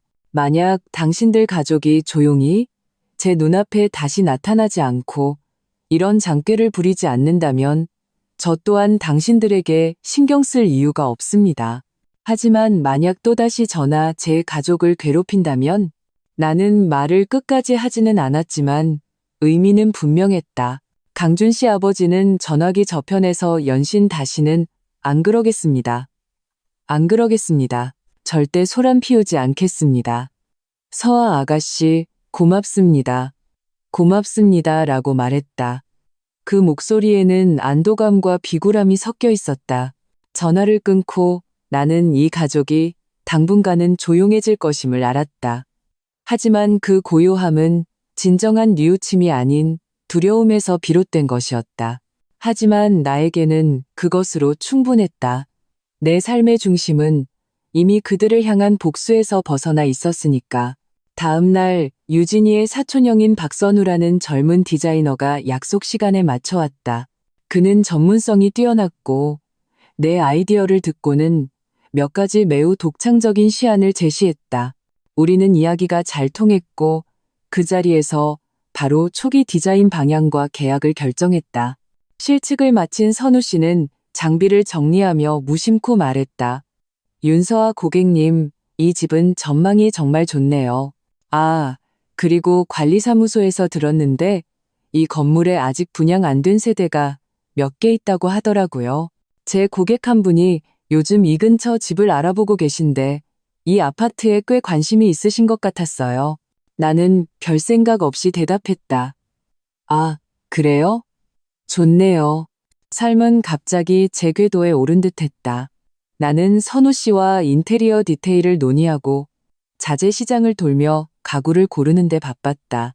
아버지는 내 상태가 좋아 보이는 것을 확인하고는 나를 후계자로 키우려는 듯 회사의 핵심 업무에 나를 참여시키기 시작했다. 나는 비즈니스 운영에 꽤 흥미를 느꼈고 배우는 속도도 빨랐다. 약 보름 정도 지났을까. 어느 날 오후 나는 새 집의 전기 및 수도 공사 진행 상황을 보러 갔다. 엘리베이터에서 내리자마자 복도에서 좀 익숙한 여자의 시끄러운 목소리가 들려왔다. 아니, 왜 못 들어가게 해요? 내 친구 집이라고요. 2층에 산다고요. 여기 관리사무소는 태도가 왜 이래요? 소리가 나는 쪽을 보니 화려하게 꾸몄지만 어딘가 초라함이 묻어나는 뒷모습이 관리인과 실랑이를 벌이고 있었다. 이강이었다. 그녀가 어떻게 여기에, 그것도 친구를 찾아왔다고? 이강이는 고개를 돌리다 나를 발견했다. 그녀의 얼굴에는 순간 극도의 당혹감, 공포, 그리고 원망이 뒤섞인 복잡한 표정이 스쳐 지나갔다. 무의식적으로 피하려 했지만 이미 늦었다. 관리인은 나를 보자 구세주를 만난 듯 말했다. 아, 윤서아 고객님, 마침 잘 오셨습니다. 이 여성분이 고객님의 친구라며 댁에 들어가 보겠다고 해서요. 저희는 규정상. 나는 이강이 앞으로 다가가 그녀의 위아래를 훑어보았다. 그녀는 많이 말랐고 얼굴은 초췌했으며 옷차림도 예전보다 훨씬 저렴해 보였다. 하지만 여전히 기죽지 않으려는 표정이었다. 나는 관리인에게 차갑게 물었다. 저는 이 사람 모릅니다. 이 아파트 보안이 원래 이렇게 허술했나요? 아무나 펜트하우스 층까지 올라올 수 있게? 관리인의 얼굴이 굳어지며 즉시 이강희에게 말했다. 이 여성분 즉시 떠나주십시오. 그렇지 않으면 경찰에 신고하겠습니다. 이강희의 얼굴이 불그락푸르락해졌다. 그녀는 나를 손가락질하며 분에 찬 목소리로 소리쳤다. 윤서아. 너 잘난 척하지 마. 돈 좀 있다고 그렇게 거만 떨어? 나 오늘 집 보러 온 거야. 이 건물 너만 살 수 있는 거 아니거든? 나도 볼 수 있거든? 나는 웃음이 터져 나올 뻔했다. 집을 보러 와? 지금 그녀의 집안 형편으로는 화장실 한 칸도 사기 힘들 것이다. 나는 그녀의 거짓말을 굳이 폭로하지 않고 관리인에게 말했다. 처리 좀 부탁드립니다. 관계없는 사람이 제 집 공사를 방해하는 건 원치 않으니까요. 말을 마치고 나는 열쇠를 꺼내 바로 집 문을 열고 들어갔다. 이강희의 악독한 시선과 고함 소리를 문 밖으로 완전히 차단했다. 看来有些人即使掉进了泥潭还是学不会安分. 나는 디자이너 선우 씨에게 메시지를 보냈다. 선우 씨, 지난번에 이 아파트에 관심 있다던 고객, 혹시 성이 이 씨인가요? 나는 이강희가 여기에 나타난 것이 순수한 우연인지 아니면 또 무슨 꿍꿍이가 있는지 알아내야 했다. 선우 씨는 금방 답장을 보냈다. 네, 맞아요. 이강준이라는 분이세요? 윤서아 고객님, 혹시 아시는 분인가요? 어제 주말에 자세한 상담을 하자고 약속 잡으셨는데요. 이강준, 그가 아직도 이곳에 집을 사려고 한단 말인가? 나는 즉시 이강희가 왜 여기에 나타났는지 이해했다. 아마도 이강준이 그녀를 데리고 집을 보러 왔다가 그녀가 기회를 틈타 위층으로 올라와 나에게 시비를 걸려 했거나 혹은 내가 얼마나 대단한 곳에 사는지 직접 눈으로 확인하고 스스로를 더 비참하게 만들고 싶었을 것이다. 나는 선우 씨에게 답장했다. 알긴 하는데 별로 안 친해요. 그 사람 계약은 저 신경 쓰지 말고 그냥 정상적으로 진행하세요. 나는 해고당한 이강준이 도대체 어디서 수십억짜리 집을 살 돈이 났는지 지켜볼 생각이었다. 설마 나 몰래 더 많은 부정한 돈을 숨겨두었던 걸까? 주말 나는 일부러 선우 씨와 내 집에서 만나기로 약속을 잡았다. 공사 진행 상황을 본다는 핑계였지만 사실은 이강준과 우연히 마주치기 위해서였다. 역시나 오후 이 시쯤 선우 씨가 이강준과 그의 부모님을 데리고 왔다. 이강준은 바싹 마르고 눈가가 퀭했으며 낡은 정장을 입고 애써 체면을 유지하려 했지만 초라한 기색을 감출 수 없었다. 그의 어머니, 나의 전 예비 시어머니는 서리 맞은 가지처럼 고개를 푹 숙인 채 나를 쳐다보지도 못했다. 그의 아버지는 근심 가득한 얼굴로 계속 손을 비비고 있었다. 선우 씨는 조금 난처한 표정으로 나에게 인사했다. 아, 윤서아 고객님, 와 계셨네요. 이강준 고객님 가족분들이 집 구조 보러 오셔서요. 나는 고개를 끄덕이고는 말없이 벽면의 마감 상태를 점검하는 척했다. 이강준은 나를 보고 시선을 피하며 무언가 말하려다 입을 다물었다. 다행히 이강희는 오지 않았다. 아마 나를 볼 낯이 없었겠지. 그들은 선우 씨를 따라 맞은편에 비어있는 세대로 들어갔다. 나는 일부러 문을 닫지 않아 안의 대화 소리를 들을 수 있었다. 선우 씨가 집 구조의 장점을 설명하고 이강준은 건성으로 대답했다. 갑자기 그가 목소리를 낮춰 다급하게 물었다. 박 디자이너님, 혹시 이 집 계약금 좀 낮춰서 진행할 방법은 없을까요? 아니면 최대한 빨리 계약할 수 있는 방법은요? 제가 좀 급해서요. 그의 어머니가 울먹이며 속삭였다. 강준아, 그냥 포기하자. 이렇게 비싼 집을 우리가 어떻게 사니?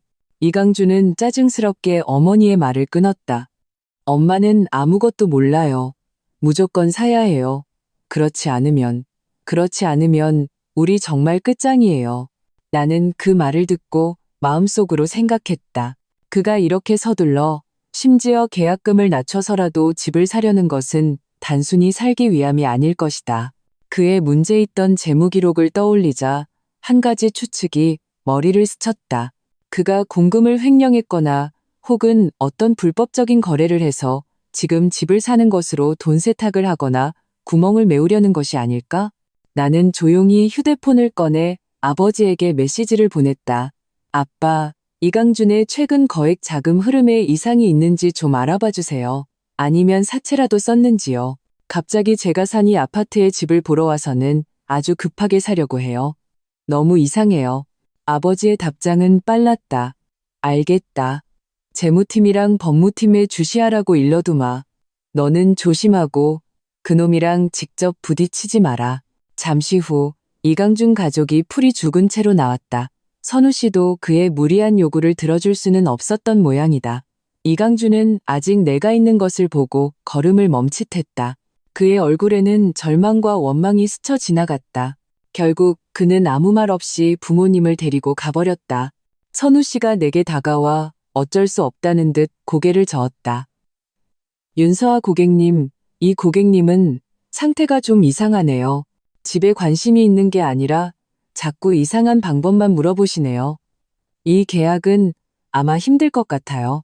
나는 미소 지었다. 괜찮아요. 박 디자이너님, 원칙대로 하시면 돼요. 나는 마음속으로 알고 있었다. 이강준의 문제는 실직이나 강등보다 훨씬 더 큰 문제일 것이다. 그가 이렇게 막다른 길에 몰린 듯 행동하는 것은 분명히 해결할 수 없는 큰 위기에 처했다는 뜻이다. 오히려 내 수고를 덜어준 셈이다. 나는 그저 옆에서 지켜보기만 하면 그는 스스로 무너질 테니까. 인테리어 공사는 순조롭게 진행되었다.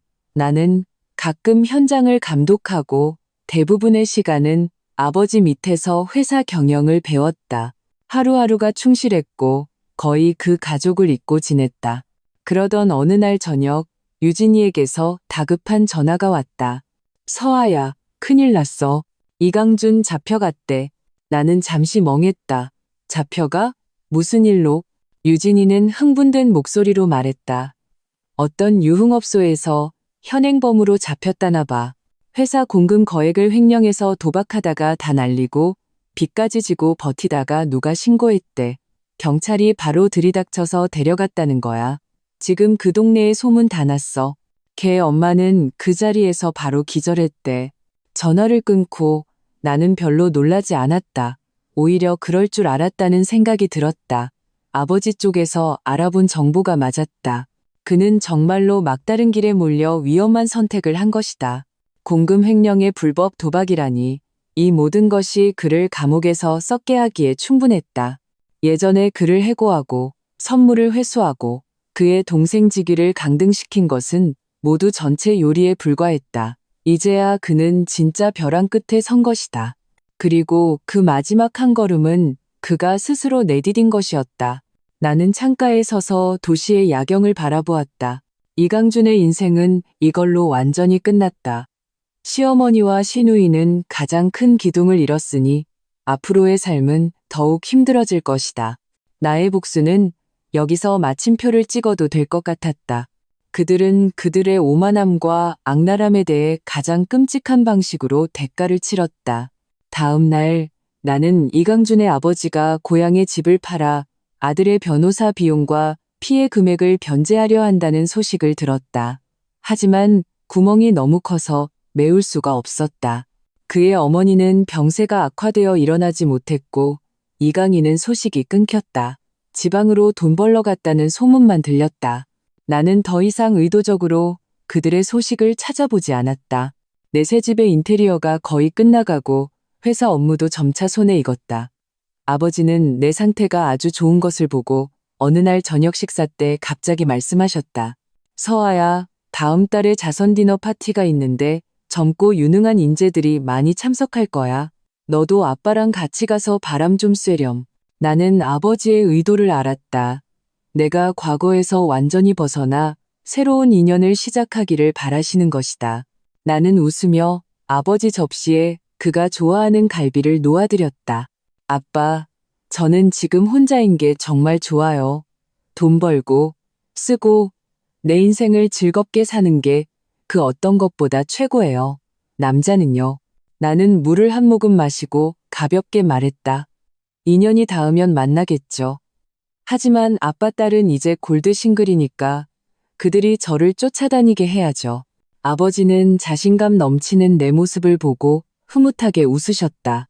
그래, 우리 딸 말이 맞다. 우리 급할 거 하나 없지? 천천히 고르자. 새 집이 드디어 완성되었다. 가구와 가전제품도 모두 내가 직접 고른 것들로 채워졌다. 집 전체가 내가 좋아하는 현대적이고 심플한 스타일로 넓고 밝으며 모든 구석구석에 비싸지만 내 맘에 든다는 분위기가 풍겼다. 나는 사진 몇 장을 찍어 엄마에게 보냈다. 엄마는 좋아요와 장미 이모티콘을 연달아 보내며 주말에 아버지와 함께 집들이를 하러 오겠다고 하셨다. 이사하는 날 나는 이사업체를 부르지 않았다. 짐이 많지 않았고 대부분 옷과 개인 물품들이었다. 차로 한 번에 다 옮길 수 있었다. 마지막 상자를 트렁크에서 꺼내고 있는데 옆집 계속 비어있던 집 앞에 몇몇 사람들이 서서 이야기하는 것이 보였다. 그중 키가 크고 캐주얼하지만 고급스러운 옷차림의 남자가 좀 낯이 익었다. 그도 마침 이쪽을 보더니 나에게 고개를 끄덕이며 미소 지었다. 기억났다. 인테리어 디자이너 선우 씨의 지인이라는 IT 기업을 운영한다는 최시혁 씨였다. 예전에 선우 씨의 스튜디오에서 한 번 본 적이 있었다. 그때는 간단히 인사만 나눴는데 그가 왜 여기에? 최시혁 씨는 다른 사람들과 이야기를 마치고 내 쪽으로 걸어왔다. 그의 미소는 아주 온화했다. 윤서아 씨, 정말 우연이네요. 이사 오셨군요. 최 대표님, 나는 조금 놀랐다. 대표님도 이 건물에 사세요? 그는 옆집을 가리켰다. 얼마 전에 계약했습니다. 앞으로 이웃이네요. 박 디자이너가 말 안 하던가요? 전에 저한테 서아 씨 감각이 아주 좋다고 칭찬했었는데 나는 그제야 선우 씨가 말했던 고객이 바로 최시혁 씨였다는 것을 깨달았다. 아, 정말 우연이네요. 나는 웃었다. 세상 참 좁다는 생각이 들었다. 최시혁 씨는 자연스럽게 내 발치에 있는 상자를 가리켰다. 도와드릴까요? 아니요, 아니요. 작은 것들이라 저 혼자 할 수 있어요. 나는 서둘러 말했다. 그는 고집하지 않았지만 내가 엘리베이터에 탈 때까지 문을 잡아주었다. 앞으로 이웃인데 도움이 필요하면 언제든 말씀하세요. 그의 목소리는 진심이 담겨 있었고 빈말 같지 않았다. 네, 감사합니다, 대표님. 엘리베이터 문이 닫히고 나는 속으로 중얼거렸다. 이 이웃, 좀 너무 친절한 거 아닌가? 하지만 그의 모습은 이강준 같은 사람과는 달라 보였다. 눈빛이 아주 바르고 깨끗했다. 주말에 아버지와 어머니가 정말로 오셨다. 손에는 음식을 잔뜩 들고 나에게 푸짐한 집들이 밥상을 차려주시겠다고 했다. 어머니는 집안 구석구석을 둘러보시며 만족스럽게 고개를 끄덕였다. 역시 우리 딸 안목은 알아줘야 해. 집이 환하고 편안하네. 아버지는 더 실질적이셨다. 전기, 수도, 가스를 점검하고 보안 시스템까지 확인한 뒤에야 안심하셨다. 식사를 하던 중 어머니는 참지 못하고 다시 그 이야기를 꺼내셨다. 서아야, 이강준 그 일 들었지? 결국 몇 년형을 받았다고 하더라. 걔네 부모님이 고향집까지 다 팔았는데도 그 구멍을 다 못 메웠대. 지금은 작은 월세방에 산다더라. 걔 엄마는 병이 아직도 낫지 않았다고 하고. 어머니는 한숨을 쉬었다. 참, 업보라는 게 무섭다. 나는 어머니 접시에 생선살을 발라드리며 담담하게 말했다. 엄마, 그건 다 자업자득이에요. 만약 우리 집이 부자가 아니었으면 뺨 맞고 모욕당하고 지금 울고 있는 건 엄마 딸이었을 거예요. 그 사람들 얘기 꺼내지 마세요. 밥맛 떨어져요. 아버지도 거들었다. 당신은 마음이 너무 여려. 서아 말이 맞아? 다 지난 일이니 생각하지 마. 자, 아빠가 끓인 이 탕, 맛이 어떤지 좀 봐. 우리는 더 이상 그 가족 이야기를 하지 않았다. 식사를 마치고 나는 부모님을 지하 주차장까지 배웅해드렸다. 차에 타시기 전 아버지가 무심코 말씀하셨다. 아, 맞다. 서아야. 내 새 이웃 최시영 말이다. 내가 좀 알아봤는데 그 청년 괜찮더라. 자수성가했고 회사도 아주 탄탄하게 운영하고 평판도 좋고. 나는 어이가 없어 웃었다. 아빠, 뭘 그렇게까지 하세요? 제가 이사 온 지 며칠 됐다고 벌써 알아보셨어요. 그냥 평범한 이웃 관계예요. 아버지는 허어 웃으셨다. 다른 뜻은 없고 그냥 믿을 만한 사람이라고 알려주는 거야. 친구로 지내도 괜찮을 것 같아서 부모님을 보내드리고 나는 텅 빈 새 집으로 돌아왔다. 통유리창 앞에 서니 도시의 불빛이 강물처럼 흐르고 있었다. 이강준 가족의 일은 정말 전생의 일처럼 아득하게 느껴졌다. 지금 나에게는 사업도, 집도, 나를 사랑하는 부모님도, 그리고 앞으로 펼쳐질 수많은 좋은 시간들이 있다. 월요일에 회사에 가니 아버지가 나에게 새로운 프로젝트를 맡기셨다. 신생 IT 기업과 협력하여 스마트홈 시스템을 개발하는 프로젝트였다.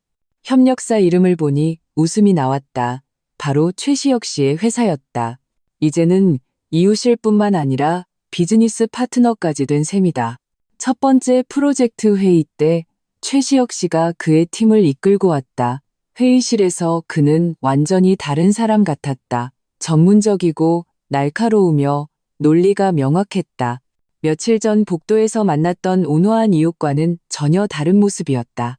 우리는 몇몇 기술적인 세부 사항에 대해 의견이 갈려 치열하게 토론했다. 하지만 모든 논쟁은 일에 대한 것이었고 감정적이지 않았다. 나는 그가 자신만의 확고한 생각을 가지고 있으면서도 전문적인 의견을 존중할 줄 아는 사람이라는 것을 알게 되었다. 회의가 끝나자 그는 내 앞으로 다가와 웃었다. 다시 그 부드러운 이웃의 모습으로 돌아와 있었다. 윤 이사님, 업무상으로는 첫 협업인데 이렇게 불꽃이 튈 줄은 몰랐네요. 오늘 저녁에 시간이 있으세요? 이 근처에 괜찮은 중식당을 아는데 우리가 이웃이자 전우가 된 것을 축하할 겸 식사라도 하시죠. 나는 그의 꾸밈 없는 눈빛을 보고 잠시 생각하다 고개를 끄덕였다. 좋아요. 최 대표님이 쏘시는 거면 당연히 가야죠. 저녁 식사는 아주 즐거웠다. 우리는 더 이상 일 이야기를 하지 않고 취미에 대해 이야기했다. 놀랍게도 둘 다 추리 소설과 스쿠버 다이빙을 좋아했다. 그는 대화를 편안하게 이끌면서도 결코 선을 넘지 않았다. 헤어질 때 그는 다음 기회에 같이 바다에 다이빙하러 가요. 제가 아주 좋은 곳을 알거든요. 라고 말했다. 나는 웃으며 대답도 거절도 하지 않았다. 글쎄요 대표님, 요즘 프로젝트 때문에 바빠서요. 나는 그가 나에게 호감이 있다는 것을 알았다. 하지만 나는 전혀 서두르지 않았다. 지금의 윤서아는 혼자 있는 시간을 즐길 충분한 자신감이 있었고 내게 다가오는 사람들을 분별할 충분한 지혜도 있었다. 감정은 순리대로 흘러가게 두면 되는 것이다. 일상은 톱니바퀴처럼 충실하고 빠르게 흘러갔다. 최시혁 씨 회사와의 협력 프로젝트는 매우 순조롭게 진행되었다. 우리 둘은 각각 기술과 시장, 자원을 담당하며 놀라울 정도로 완벽한 호흡을 자랑했다. 업무적으로 그는 엄격한 파트너였지만 사적으로는 적절한 거리를 유지하는 이웃으로서의 관심을 보여주었다. 예를 들어 출장을 다녀오면 그 지역의 특산품을 내 집 문 앞에 놓아두거나 내가 밤늦게 야근하고 돌아오는 것을 보면 야식 추천이 필요한가요? 라고 메시지를 보내는 식이었다. 결코 과하지 않으면서도 기분 좋은 배려였다. 아버지는 내 현재 상태에 매우 만족하셨다. 더 이상 최시혁 씨에 대해 묻지 않으시고 대신 더 큰 프로젝트를 나에게 맡기며 독립적으로 일할 기회를 주셨다. 나는 눈코 뜰 새 없이 바빴지만 마음은 아주 편안했다. 이렇게 내 힘으로 멋지게 살아가는 느낌이 그 어떤 것보다 좋았다. 어느덧 연말이 되었다. 회사 송년회에서 나는 신임 프로젝트 총괄이사로서 당연히 화려하게 차려입고 참석해야 했다. 나는 내 피부를 더욱 하얗게 보이게 하는 로열 블루 색상의 오프숄더 롱드레스를 선택했고 메이크업 아티스트에게 헤어와 메이크업도 완벽하게 받았다. 거울 속에 비친 자신감 넘치고 세련된 내 모습이 나조차도 낯설게 느껴졌다. 송년회는 5성급 호텔 연회장에서 열렸고 규모가 아주 컸다. 나는 샴페인 잔을 들고 아버지와 함께 중요한 고객들과 인사를 나누었다. 내 태도는 품이 있었고 대화는 막힘이 없었다. 비즈니스 세계의 노련한 거물들이 나를 더 이상 윤 회장님의 딸이 아닌 한 명의 전문가로 인정하는 눈빛을 보낸다는 것을 느낄 수 있었다. 한 고객과 이야기를 나누던 중 눈초리의 입구 쪽에 작은 소란이 느껴졌다. 무심코 그쪽을 보니 최시혁 씨도 와 있었다. 그는 중요한 협력사 대표로서 초대를 받은 것이다. 그는 짙은 색 정장을 입고 넥타이는 매지 않았으며 셔츠 단추를 하나 풀어 자연스러운 멋을 풍겼다. 격식을 차린 사람들 사이에서 오히려 그의 여유로움이 돋보였다. 그는 주최 측과 인사를 나누며 연회장을 훑어보았고 곧 나를 발견했다. 그는 사람들 너머로 나를 향해 샴페인 잔을 들어 보이며 옅게 미소 지었다. 나도 미소로 화답했다. 그때 아버지가 내게 다가와 낮은 목소리로 말했다. 서아야, 저기 회색 정장 입은 약간 뚱뚱한 남자 보이지? 나는 아버지의 시선을 따라갔다. 50대쯤 되어 보이는 얼굴이 불그스레한 남자가 사람들과 웃으며 이야기하고 있었다. 저 사람이 홍대건설의 왕 사장이야. 예전에 이강준이네 집안이랑 아주 가깝게 지냈지. 이강준을 어릴 때부터 봐온 삼촌 같은 사람이야. 나는 마음이 움직였지만 표정은 바꾸지 않았다. 그런데 왜요? 아버지는 흥소리를 내며 목소리를 더욱 낮췄다. 방금 들었는데 이강준이 엄마가 얼마 전에 아픈 몸을 이끌고 저 왕 사장을 찾아갔다는구나. 울고불고 매달리면서 자기 딸 강희한테 하다못해 차 심부름이라도 좋으니 일자리 하나만 알아봐달라고 빌었다는 거야. 그런데 어떻게 됐는지 알아? 왕 사장이 정중하게 안으로 들여서 실컷 울게 놔둔 다음에 아주머니, 제가 돕고 싶지 않아서가 아닙니다. 강준이가 그런 일을 저질렀고 강희도 창고에서 막 해고된 마당에 제 회사가 작아서 도저히 쓸 수가 없네요. 라고 말하고는 과일 좀 챙겨서 돌려보냈다는구나. 나는 희망이 무너져 더욱 절망에 빠졌을 전 시어머니의 모습을 상상할 수 있었다. 이것이 현실이다. 잘 나갈 때는 사람이 끌지만 어려울 때는 아무도 손 내밀어주지 않는다. 하물며 이강준네 집처럼 스스로 무너지고 평판까지 바닥난 경우에는 더더욱 꼴좋네요. 나는 담담하게 말했다. 마음속에는 아무런 감흥도 잃지 않았다. 그들이 잘 살든 못 살든 더 이상 내 감정을 자극하지 못했다. 송년회가 중반에 이르러 댄스 타임이 시작되었다. 조명이 어두워지고 음악이 흘러나왔다. 몇몇 젊은 기업가들이 내게 춤을 청했지만 나는 피곤해서 쉬고 싶다며 정중히 거절했다. 나는 구석 소파에 앉아 춤추는 사람들을 바라보며 잠시의 평온을 즐겼다. 따뜻한 물 한 잔이 내 앞에 놓였다. 고개를 드니 최시혁 씨였다. 그는 내 옆 빈자리에 앉았다. 왜 춤추지 않느냐고 묻는 대신 하이힐 신고 저녁 내내 서 있으면 힘들죠. 물이 따뜻하니 마시기 좋을 거예요. 라고 말했다. 나는 물잔을 받았다. 고마워요. 물 온도는 정말 딱 좋았다. 우리는 잠시 조용히 앉아 무도회장을 바라보았다. 그가 갑자기 입을 열었다. 그의 목소리는 음악 소리 속에서도 아주 선명하게 들렸다. 윤서아 씨, 당신은 참 흥미로운 사람이에요. 나는 눈썹을 치켜뜨며 그를 보았다. 네? 왜요? 일할 때는 냉철하고 한치의 양보도 없는데 사석에서는 모든 것에 무심한 듯 거리감이 느껴져요. 그는 웃었다. 속을 알 수 없으면서도 자꾸만 다가가서 그 안에 뭐가 더 있는지 보고 싶게 만들죠. 나는 물을 한 모금 마시고 나도 웃었다. 최 대표님, 이거 비즈니스적인 칭찬인가요? 아니면 이웃 간의 인사치레인가요? 그는 나를 보았다. 그의 눈빛은 아주 진지했다.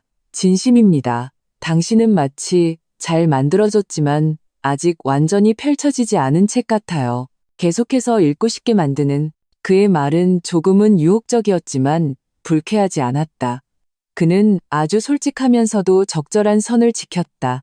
나는 물잔을 내려놓고 반은 농담, 반은 진심으로 대답했다. 그럼 최 대표님, 인내심이 좀 필요하겠네요. 제 책은 너무 빨리 넘기면 중요한 내용을 놓치기 쉽거든요. 그는 알아들었다는 듯 고개를 끄덕이고 더 이상 그 주제를 이어가지 않았다. 대신 송년회가 끝나고 어디로 휴가를 가면 좋을지에 대해 이야기했다. 분위기는 편안하고 자연스러웠다. 송년회가 끝날 무렵 나는 화장실에 들렀다. 화장을 고치는데 옆 칸에서 두 여자가 이야기하는 소리가 들렸다. 목소리가 좀 익숙했다. 너 윤서아 봤어? 진짜 딴 사람이 됐더라. 예전에 이강준 따라다닐 때랑은 비교도 안 돼. 오늘 저 카리스마 좀 봐. 다른 여자가 비웃었다. 이강준 얘기는 꺼내지도 마. 걔 엄마가 며칠 전에 또 왕 사장 찾아가서 자기 아들 감옥에서 빼낼 수 있게 하다못해 형량이라도 줄일 수 있게 도와달라고 빌었다더라. 근데 문전박대 당했대. 진짜 꼴 좋다. 예전에 그 가족이 윤서아한테 어떻게 했는지 생각해봐. 이제 아들은 감옥에, 딸은 어디서 뭘 하는지도 모르고 늙은 부부들은 설날 떡값도 없을걸. 그러게 말이야. 사람이 착하게 살아야지. 지금 윤서아 좀 봐. 집안 좋지, 능력 있지. 듣자 하니 저 최시혁 대표가 윤서아한테 관심 있다던데 저 사람은 진짜 다이아몬드 수저잖아. 쯧쯧, 정말 사람 운명은 다른가 봐. 나는 무표정하게 립스틱을 고쳐 바르고 화장실 칸문을 열고 나갔다. 세면대에서 손을 씻던 두 여자는 거울 속의 나를 보고 순간 얼어붙었다. 얼굴이 새하얘져서 당장이라도 세면대 밑으로 숨고 싶어하는 표정이었다. 나는 그들을 무시하고 손건조기 앞으로 가서 천천히 손을 말렸다. 그리고 거울을 보며 머리를 한번 정리하고 몸을 돌려 밖으로 나갔다. 처음부터 끝까지 그들을 한 번도 쳐다보지 않았다. 이런 뒤시야기는 이제 익숙했고 전혀 신경 쓰이지 않았다. 그들이 말한 것은 모두 사실이었다. 이강준 가족은 벌을 받았고 나는 정말로 잘 지내고 있었다. 최시혁 씨에 대해서는 나는 연회장 입구에서 나를 집에 데려다 주기 위해 기다리고 있는 그 늠름한 뒷모습을 보며 마음속으로 웃었다. 순리대로 천천히 가보자. 송년회 후 3과 1은 다시 제 궤도에 올랐다. 최시혁 씨와의 관계는 이웃보다는 가깝고 연인보다는 먼, 서로 암묵적으로 아는 애매한 단계에 있었다. 우리는 가끔 함께 식사하며 일이나 서로 겪은 재미있는 일에 대해 이야기했다. 그는 항상 분수를 지켰고 선을 넘지 않았다. 그와 함께 있는 것은 아주 편안했다. 1월 말 아버지가 갑자기 나를 사무실로 부르셨다. 표정이 조금 심각했다. 서아야, 너한테 할 말이 있다. 아버지는 정교하게 제작된 초대장 한 장을 내미셨다. 다음 주 토요일 이씨그룹의 이 회장님 팔순잔치인데 초대를 받았어. 우리 집안과 사업상 관계가 있으니 가야 한다. 나는 초대장을 받아들었지만 아버지의 표정이 왜 심각한지 이해하지 못했다. 이씨그룹은 이 지역의 명문가이고 이 회장님은 덕망이 높은 분이었다. 그의 생신잔치는 분명 명사들의 집합소일 것이다. 아버지는 초대장 구석에 작은 글씨 한 줄을 가리켰다. 초대 가족 구성원, 이정민, 배우자 및 자녀 동반. 아버지는 한숨을 쉬었다. 이 회장님의 둘째 딸 이영미 씨가 바로 이강준 엄마의 친사촌 동생이야. 나는 순간 상황을 파악했다. 이 복잡한 친척 관계는 예전에 이강준 엄마가 한두 번 자랑하듯 말한 적이 있었다. 아주 대단한 부자 친척이 있다고. 하지만 그쪽에서는 이강준네 가족을 무시해서 거의 왕래가 없다고 했다. 이제 이강준네가 몰락하자 이 관계가 오히려 잠재적인 위협이 될 수 있었다. 아빠, 그들이 생신잔치에서 소란을 피울까봐 걱정하시는 거예요? 유비무환이지. 아버지는 침착하게 말했다. 이 씨 집안은 체면을 중시하는 사람들이고 이 회장님은 특히나 얼굴에 먹칠하는 걸 싫어하시는 분이야.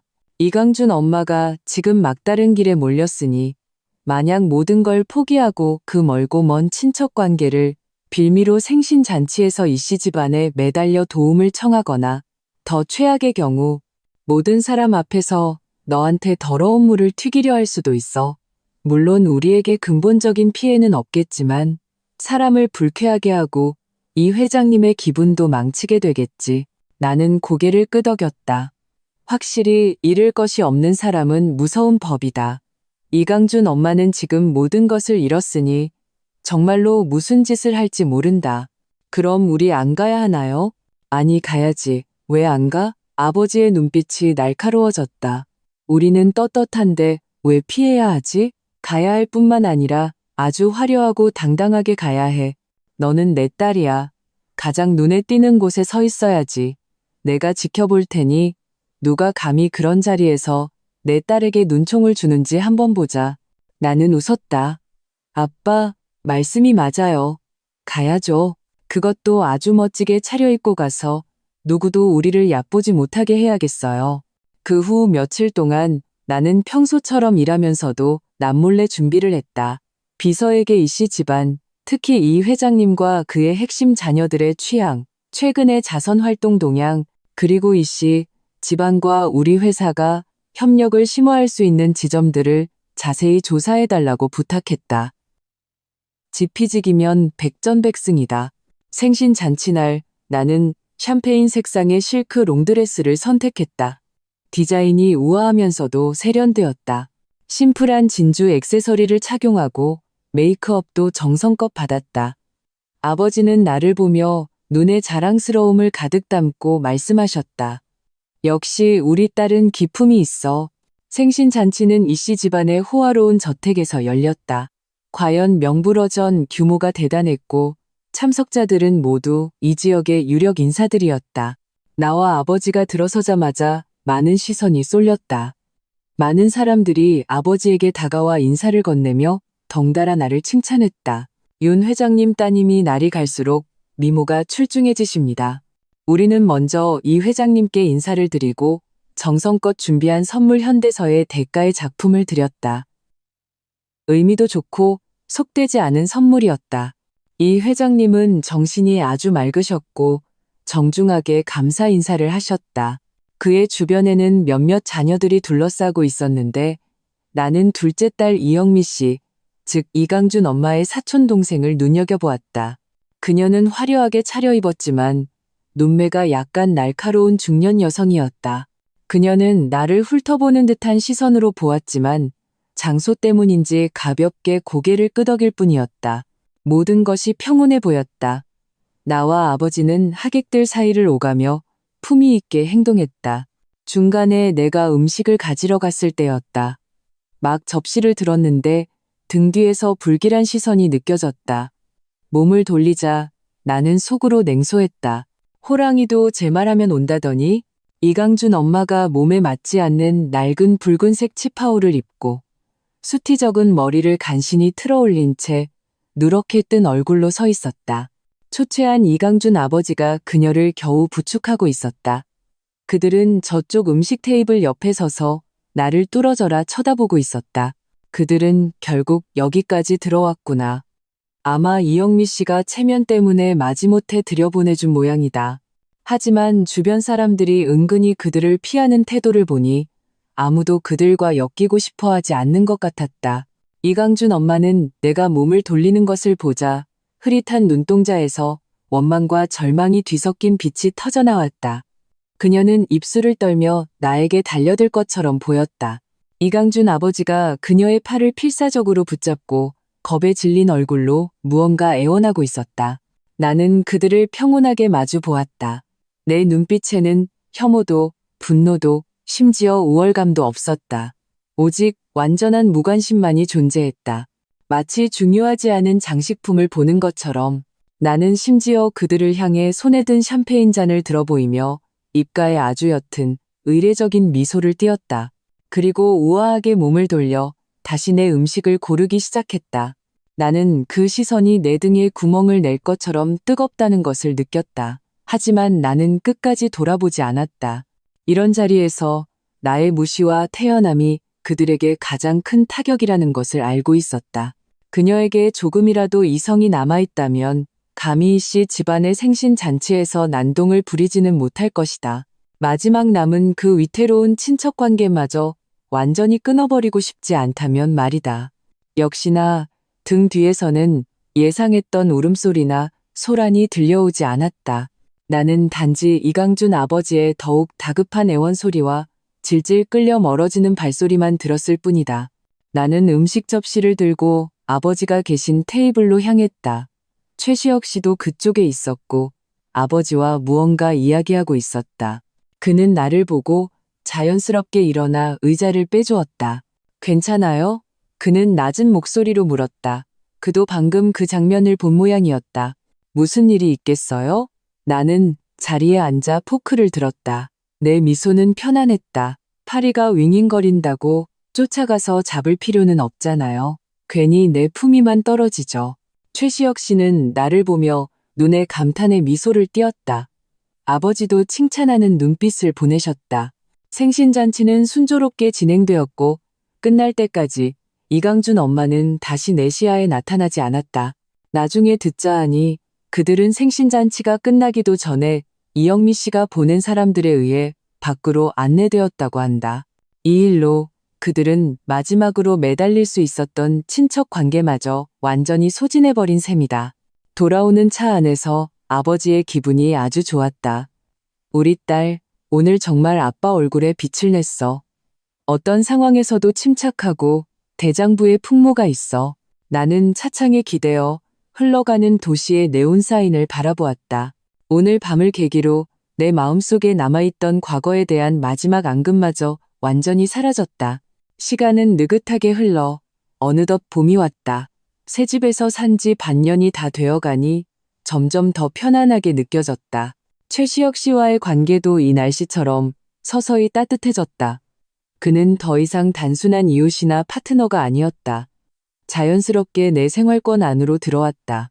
주말에는 함께 등산을 가거나 전시회를 보러 갔고 혹은 그냥 각자의 집에서 노트북을 켜고 각자의 일을 하다가 가끔 고개를 들어 몇 마디 나누는 조용하고 편안한 분위기를 즐겼다.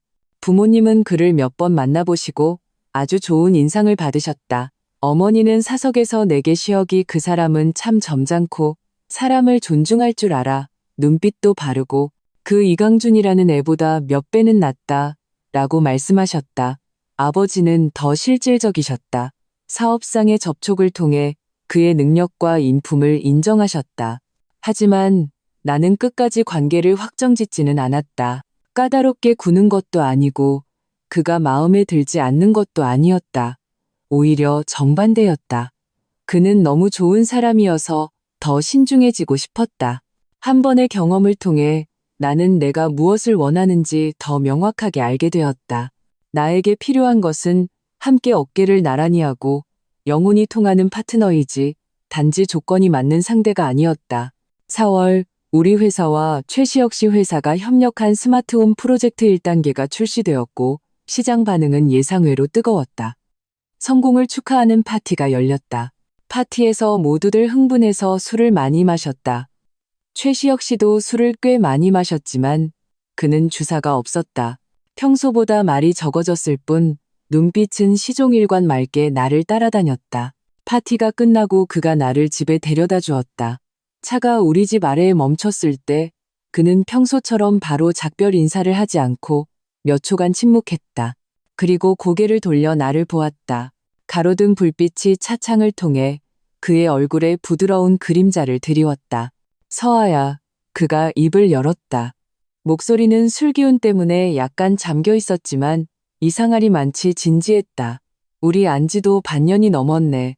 이제는 해야 할 말이 있는 것 같아. 나는 심장이 한 박자 빠르게 뛰었다. 그가 다음에 무슨 말을 할지 대충 짐작이 갔다. 나는 피하지 않고 그를 보았다. 네, 말씀하세요. 네가 예전에 안 좋은 일을 겪어서 감정에 대해 쉽게 믿음을 갖지 못할 수도 있다는 거 알아. 그리고 네가 충분히 독립적이어서 혼자서도 멋지게 살 수 있다는 것도 알고. 그는 잠시 말을 멈추고 뜨거운 눈빛으로 나를 보았다. 하지만 그래도 묻고 싶어. 윤서아, 나에게 기회를 줄 수 있을까? 남자친구라는 이름으로 당당하게 널 챙겨주고 너와 함께 더 큰 세상을 보고 싶어. 그는 아주 진솔하게 말했다. 화려한 미사여구는 없었지만 한 글자 한 글자가 내 마음에 와닿았다. 나는 그의 눈을 보았다. 그 안에는 긴장과 기대, 그리고 내가 선명하게 느낄 수 있는 진심이 담겨 있었다. 나는 갑자기 웃음이 나왔다.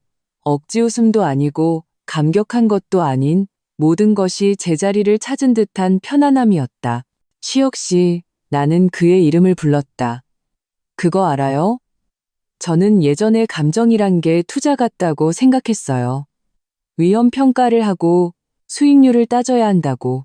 그의 눈빛이 살짝 어두워졌지만 내 말을 끊지 않았다. 나는 계속 웃으며 말했다. 그런데 방금 깨달았어요. 제가 틀렸다는 걸. 당신과 함께 있으면 저는 아주 편안하고 자유로워요. 있는 그대로의 제가 될 수 있어요. 앞으로의 날들에 당신이 옆에 있다면 꽤 괜찮을 것 같다는 생각이 들어요. 나는 손을 뻗어 핸들 위에 놓인 그의 손 위에 가볍게 얹었다. 그러니 우리 한번 시작해봐요. 남자친구. 최시혁 씨는 순간 멍하더니 이내 거대한 기쁨이 그의 눈에서 피어올랐다. 그는 내 손을 꽉 잡았다. 힘이 너무 세서 조금 아플 정도였다. 서아야. 그는 내 이름을 한번 부르고는 뒷말을 잇지 못했다. 그저 나를 보며 바보처럼 웃기만 했다. 그 순간 나는 이 결정이 틀리지 않았을 것이라고 생각했다. 관계를 확정한 후 모든 것이 변하지 않은 듯하면서도 모든 것이 변해 있었다. 그는 여전히 그 최시혁이었지만 더 자연스럽게 내 손을 잡았고 내가 야근할 때는 음식을 사들고 회사로 와서 내가 밥을 먹는지 감독했다. 출장에서 돌아올 때는 온갖 신기한 작은 선물들을 사다 주었다. 우리도 싸웠다. 업무상의 의견 차이로 혹은 주말에 어떤 영화를 볼 것인가 하는 사소한 일로. 하지만 싸움은 하룻밤을 넘기지 않았고 항상 금방 풀렸다. 여름, 그는 나를 그의 부모님께 소개해드렸다. 그의 부모님은 아주 온화한 지식인 부부셨다. 대학가에 있는 오래된 아파트에 사셨고 집안에는 책이 가득했다. 그의 어머니는 내 손을 잡고 웃으며 말씀하셨다. 우리 시혁이가 항상 너 얘기를 했단다. 능력 있고 속도 깊다고. 오늘 보니 걔가 말한 것보다 훨씬 더 좋구나. 그의 아버지는 우리 아버지처럼 내 커리어 계획에 더 관심을 보이셨고 이야기가 아주 잘 통했다. 그 편안하고 화목한 가정 분위기는 내가 이강준네 집에서는 단 한 번도 느껴보지 못했던 것이었다. 최시혁 씨 집에서 나온 후 그는 나를 차에 태워 바다로 갔다. 밤의 해변은 조용했고 파도 소리만 들렸다. 우리는 손을 잡고 해변을 따라 걸었다. 서아야. 그가 갑자기 걸음을 멈추고 몸을 돌려 나를 마주 보았다. 달빛 아래 그의 옆모습이 유난히 선명했다. 오래전부터 생각했던 게 있어. 나는 심장이 덜컥했다. 설마 프러포즈? 너무 빠른 거 아닌가? 그는 내 긴장을 눈치챘는지 웃었다. 그리고 주머니에서 작고 예쁜 벨벳 상자를 꺼냈다. 내 심장이 순간 빠르게 뛰었다. 하지만 그가 상자를 열었을 때 그 안에는 반지가 아닌 독특한 모양의 열쇠가 들어있었다. 이게 뭐예요? 나는 어리둥절했다. 남의 바닷가에 땅을 좀 사서 내가 직접 디자인한 작은 집을 지었어. 작은 부두도 있어서 배를 띄우고 바다로 나갈 수 있지. 그는 내 손바닥에 열쇠를 놓아주었다. 그의 눈빛은 부드럽고 기대에 차 있었다. 다음 달에 휴가 내서 너랑 같이 스쿠버 다이빙하러 가고 싶어. 이 열쇠는 그 작은 보트 열쇠야. 앞으로 매년 너와 함께 그곳에 가서 시간을 보내고 싶어. 우리 둘만. 나는 손바닥의 열쇠를 보고 다시 달빛에 비친 그의 눈을 보았다. 마음속이 거대하고 안정적인 행복감으로 가득 찼다. 프로포즈가 아니었다. 프로포즈보다 더 내 마음을 움직이는 것이었다. 그는 나와 함께할 미래를 진지하고 구체적으로 계획하고 있었다. 나는 열쇠를 꽉 쥐고 발끝을 들어 그의 입술에 가볍게 키스했다. 좋아요. 앞으로 매년 가요. 바닷바람이 짭짤한 습기를 머금고 불어왔다. 나는 그의 품에 기대어 멀리 수평선에서 반짝이는 등대 불빛을 바라보았다. 1년 전에 나는 삶이 이런 방식으로 나에게 이토록 풍성한 보상을 줄 것이라고는 상상도 하지 못했다. 과거의 상처는 이미 딱지가 앉아 떨어졌고 그 자리에는 더 단단한 갑옷과 더 맑아진 마음이 남았다. 휴가가 끝나고 돌아오자 3과 1은 새로운 궤도에 올랐다. 나와 최시혁 씨의 감정은 안정적이었고 서로를 신뢰했으며 서로에게 충분한 공간을 주었다. 우리는 둘 다 바빴지만 최대한 시간을 내어 함께 식사했고 주말에는 집에서 쉬거나 짧은 여행을 떠났다. 그것은 아주 현실적이고 따뜻한 행복이었다. 11월 말 평범한 주말 오후였다. 나와 최시혁 씨는 미술 전시회를 보러 갔다. 전시장은 조용했고 우리는 한 추상화 앞에서 걸음을 멈췄다. 갑자기 좀 익숙하지만 고생에 찌든 듯한 여자의 목소리가 근처에서 들려왔다. 지금 무슨 뜻이야? 내가 고른 게 마음에 안 든다고? 너는 눈이 얼마나 높은데? 나는 무심코 곁눈질했다. 싸구려 인터넷 쇼핑몰 스타일의 원피스를 입은 깡마른 뒷모습의 젊은 여자가 마찬가지로 남루한 옷차림에 짜증스러운 표정의 남자에게 화를 내고 있었다. 이강이었다. 그녀는 많이 변해 있었다. 너무 말라서 볼품이 없었고 얼굴에는 삶에 찌든 날카로움이 서려 있었다. 예전에 그 고고한 척하던 매니저의 모습은 온데간데 없었다. 그 남자 역시 좋은 사람은 아닌 듯했다. 이강인은 시선을 느꼈는지 확 고개를 돌렸다. 네 개의 눈이 마주쳤다. 그녀는 처음에는 멍하더니 이내 나를 알아보고 얼굴에 아주 복잡한 감정이 스쳐 지나갔다. 충격, 극도의 창피함, 그리고 마지막에는 깊은 원망으로 굳어졌다. 그녀는 나를 뚫어져라 쳐다보며 입술을 떨었다. 무언가 욕을 하려는 듯했지만 결국 옆에 있던 남자가 그녀의 팔을 거칠게 잡아 끌었다. 시끄러워, 창피하게, 가자. 남자는 거의 강제로 그녀를 끌고 갔다. 이강인은 끌려가면서도 계속 고개를 돌려 나를 노려보았다. 그 눈빛은 독을 품은 칼날 같았다. 최시혁 씨는 내 순간적인 멈춤을 눈치채고 낮은 목소리로 물었다. 아는 사람이야? 나는 시선을 거두고 평온하게 그의 팔짱을 끼며 계속 그림을 보았다. 아니, 그냥 상관없는 사람. 나는 정말로 그렇게 생각했다. 이강이가 잘 살든 못 살든 사람 꼴을 하고 살든 아니든 나와는 아무 상관이 없었다. 그녀의 그 원망스러운 눈빛은 그녀 자신을 더 비참하게 만들 뿐 나에게는 조금의 상처도 주지 못했다. 전시회를 보고 우리는 지하 주차장으로 차를 가지러 갔다. 막 차 옆에 도착했는데 옆에 있던 더러운 승합차 문이 확 열리더니 이강준 아버지가 운전석에서 비틀거리며 내렸다. 하마터면 최시혁 씨와 부딪힐 뻔했다. 그는 아주 늙어 있었다. 등이 굽었고 머리는 거의 다 휘었으며 색이 바랜 낡은 재킷을 입고 있었다. 그는 나를 보고 흐릿한 눈동자에 먼저 공포가 스치더니 이내 지극히 비굴한 아첨에 빛을 띠었다. 윤서 아가씨, 아가씨셨군요. 죄송합니다. 죄송합니다. 부딪히지는 않으셨죠? 그는 어쩔 줄 몰라 하며 서서 시선을 피하며 최시혁 씨는 쳐다보지도 못했다. 나는 그의 모습을 보며 마음속이 어떤 맛인지 형용할 수 없었다. 동정도 쾌감도 아닌 그저 옅은 허무함이었다. 한때는 그래도 체면을 차리던 은퇴한 노동자였는데 이제는 삶의 허리가 굽어버렸다. 괜찮아요. 나는 담담하게 말하고 차 문을 열었다. 하지만 이강준 아버지는 용기를 낸 듯 한 걸음 다가와 울먹이는 목소리로 말했다. 윤서아 아가씨, 저희가 아가씨께 무언가 부탁할 면목이 없다는 거 잘 압니다. 다만 강준이 엄마가 이제 얼마 남지 않았습니다. 병원에서 며칠 안 남았다고 하네요. 그 사람이 정신이 혼미할 때 자꾸 아가씨께 죄송하다고 중얼거립니다. 그는 소매로 눈가를 닦았다. 그냥 아가씨께 알려드리는 겁니다. 다른 뜻은 없습니다.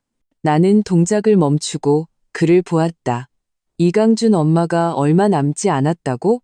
한때 그토록 거만하고 사람들 앞에서 내 뺨을 때렸던 그 여자가 이제 생의 마지막을 앞두고 있단 말인가? 이 소식은 깊은 연못에 던져진 작은 돌멩이처럼 아주 미세한 파문을 일으키고는 금방 잠잠해졌다. 알겠습니다. 나는 결국 이 네 글자만 말했다. 그리고 차에 올라 문을 닫았다. 최시혁 씨는 아무것도 묻지 않고 차에 시동을 걸어 주차장을 빠져나갔다. 햇살이 다시 차 안을 가득 채웠다. 나는 의자에 등을 기대고 창밖의 분주한 거리를 바라보았다. 한번 가볼래? 최시혁 씨가 갑자기 입을 열었다. 목소리는 차분했다. 나는 고개를 저었다. 아니, 안 갈래요. 저와 그들은 이미 오래전에 끝났어요. 그녀의 사과는 저에게 아무 의미도 없어요. 가봤자 서로 어색하기만 할 거고 어쩌면 제가 과시하거나 동정하러 갔다고 오해받을 수도 있어요. 그럴 필요 없어요. 최시혁 씨는 손을 뻗어 내 손을 가볍게 잡아주었다. 응, 가기 싫으면 가지 마. 일주일 후 나는 우연한 경로를 통해 이강준 엄마가 사망했다는 소식을 들었다. 장례식은 아주 간소하게 치러졌고 조문객도 거의 없었다고 한다. 이강준은 복역 중이라 마지막 모습도 보지 못했다. 이강인은 장례식에 와서 장례가 너무 초라하다고 울고불고 난리를 치다가 아버지에게 뺨을 맞고는 도망쳐서 자취를 감췄다고 한다. 이강준 아버지는 서울에서 살던 월세방을 정리하고 고향으로 돌아가 먼 친척 조카에게 의탁했다고 들었다. 이 소식들을 들으며 내 마음은 아주 평온했다.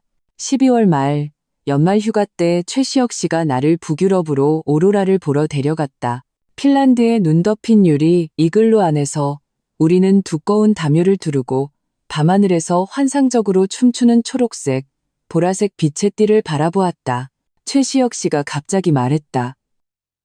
서아야, 널 만난 건 내 인생 최고의 행운이야. 나는 그의 품에 기대어 창밖의 장대한 자연의 공연을 바라보았다. 마음이 가득한 평온한 행복감으로 채워졌다. 부모님의 30억과 남자친구를 해고하는 것으로 자신을 증명해야 했던 소녀에서 이제는 당당하게 사업과 사랑, 그리고 내 인생을 스스로 통제할 자신감과 능력을 갖게 된 오늘까지. 이 길은 험난했지만 결국 그럴 만한 가치가 있었다. 나도 그래요. 나는 나지막이 말하고 그의 손을 꽉 잡았다. 북유럽에서 오로라를 보고 돌아온 후 나와 최시혁 씨의 삶은 더 안정적이고 따뜻한 리듬으로 접어든 것 같았다. 우리는 둘 다 바빴지만 암묵적으로 우리만의 시간을 지켰다. 주말에는 함께 도시 구석의 맛집을 찾아다니거나 집에서 각자 그의 코딩과 나의 프로젝트 서류를 보며 시간을 보냈다. 가끔 고개를 들어 눈빛을 교환하는 것만으로도 공기 중에는 조용한 안도감이 흘렀다. 3월 아버지가 건강에 작은 문제가 생겨 며칠 입원하셨다. 큰 문제는 아니었지만 어머니는 크게 놀라셨다. 그 기간 동안 나는 회사와 병원을 오가야 했다. 최시혁 씨는 두말 없이 병원까지의 운전과 식사 배달을 자처했고 내 업무상의 급한 일들도 많이 처리해 주었다. 그가 병원에서 아버지를 간호할 때의 그 인내심과 세심함은 간호사들조차도 친아들보다 낫다고 칭찬할 정도였다. 아버지가 퇴원하시던 날 정신이 많이 좋아지신 아버지는 분주하게 움직이는 최시혁 씨와 나를 번갈아 보시더니 갑자기 감격에 찬 목소리로 말씀하셨다. 서아야, 이제 아빠는 정말로 마음이 놓인다. 시혁이 저 아이 믿음직해. 앞으로 내 곁에 저 아이가 있으니 아빠랑 엄마는 더 이상 걱정할 게 없겠다. 나는 아버지의 귀밑머리에 늘어난 흰머리를 보며 코끝이 찡해져 힘껏 고개를 끄덕였다. 이 일을 계기로 나와 최시혁 씨 사이에는 말로 표현할 수 없는 또 다른 유대감이 생긴 것 같았다. 함께 어려움을 겪고 시험을 통과한 후에 그런 단단함이었다. 봄, 우리 회사의 한 대형 프로젝트가 난관에 부딪혔다. 경쟁사가 방해 공작을 펴서 우리의 핵심팀 하나를 통째로 빼앗아갔다. 그 기간 동안 나는 엄청난 스트레스를 받았고 거의 회사에서 살다시피 했다. 며칠 밤을 새우자 입술에 물집까지 잡혔다. 최시혁 씨도 자신의 회사가 바빴지만 그는 매일 밤 10시가 되면 어김없이 내 사무실에 나타났다. 따뜻한 국이나 죽을 들고 와서 억지로라도 나에게 먹였다. 그리고는 별말 없이 옆 소파에 앉아 자신의 노트북으로 일을 하며 나를 지켜주었다. 한 번은 내가 데이터 하나가 맞지 않아 머리를 쥐어뜯으며 컴퓨터를 부술 뻔했을 때 그는 조용히 일어나 탕비실에서 적당한 농도의 녹차를 타와 내 손에 쥐어주었다. 그리고 내가 옆에 던져둔 보고서를 집어들어 조용히 30분간 살펴보았다. 마지막에 그는 한 미세한 관련 데이터를 가리키며 말했다. 서아야, 여기 기준이 좀 이상한 것 같아. 혹시 제3자 통계 방식과 일치하지 않는 거 아닐까? 나는 그의 지적을 따라 확인해 보니 과연 문제의 실마리를 찾을 수 있었다. 그 순간 피로와 짜증이 순식간에 사라지고 그 자리를 말로 표현할 수 없는 안도감과 힘이 채웠다. 그는 단순히 너무 무리하지 말라고 말하는 것이 아니라 그의 방식으로 실질적으로 나의 짐을 덜어주었다. 프로젝트는 결국 위기를 넘기고 멋지게 성공했다. 축하 파티에서 동료들은 모두 나에게 술을 권하며 내가 위기를 극복했다고 칭찬했다. 나는 웃으며 응대했지만 마음속으로는 잘 알고 있었다. 그 가장 힘들었던 시기에 최시혁 씨의 조용한 동행이 나에게 가장 큰 버팀목이 되어주었다는 것을. 여름이 되자 우리 둘 다 조금 한가해졌다. 어느 금요일 저녁 우리는 우리 집 베란다에서 바람을 쐬며 와인을 마셨다. 도시의 야경을 바라보던 최시혁 씨가 갑자기 말했다. 서아야, 우리 안지 거의 2년이 다 되어가네.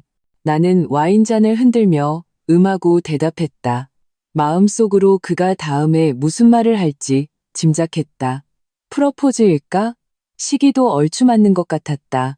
나는 내 마음속에 약간의 기대 외에는 별다른 긴장이 없다는 것을 깨달았다. 하지만 그는 예상대로 행동하지 않았다. 그는 먼 곳을 바라보며 아주 평범한 어조로 말했다. 나 요즘 몇 개 프로젝트를 보고 있는데 서쪽에 있는 과학기술 단지가 계획도 좋고 정책도 괜찮더라고. 시기가 되면 내 회사 본사를 그쪽으로 옮겨서 규모도 좀 더 키울까 생각 중이야.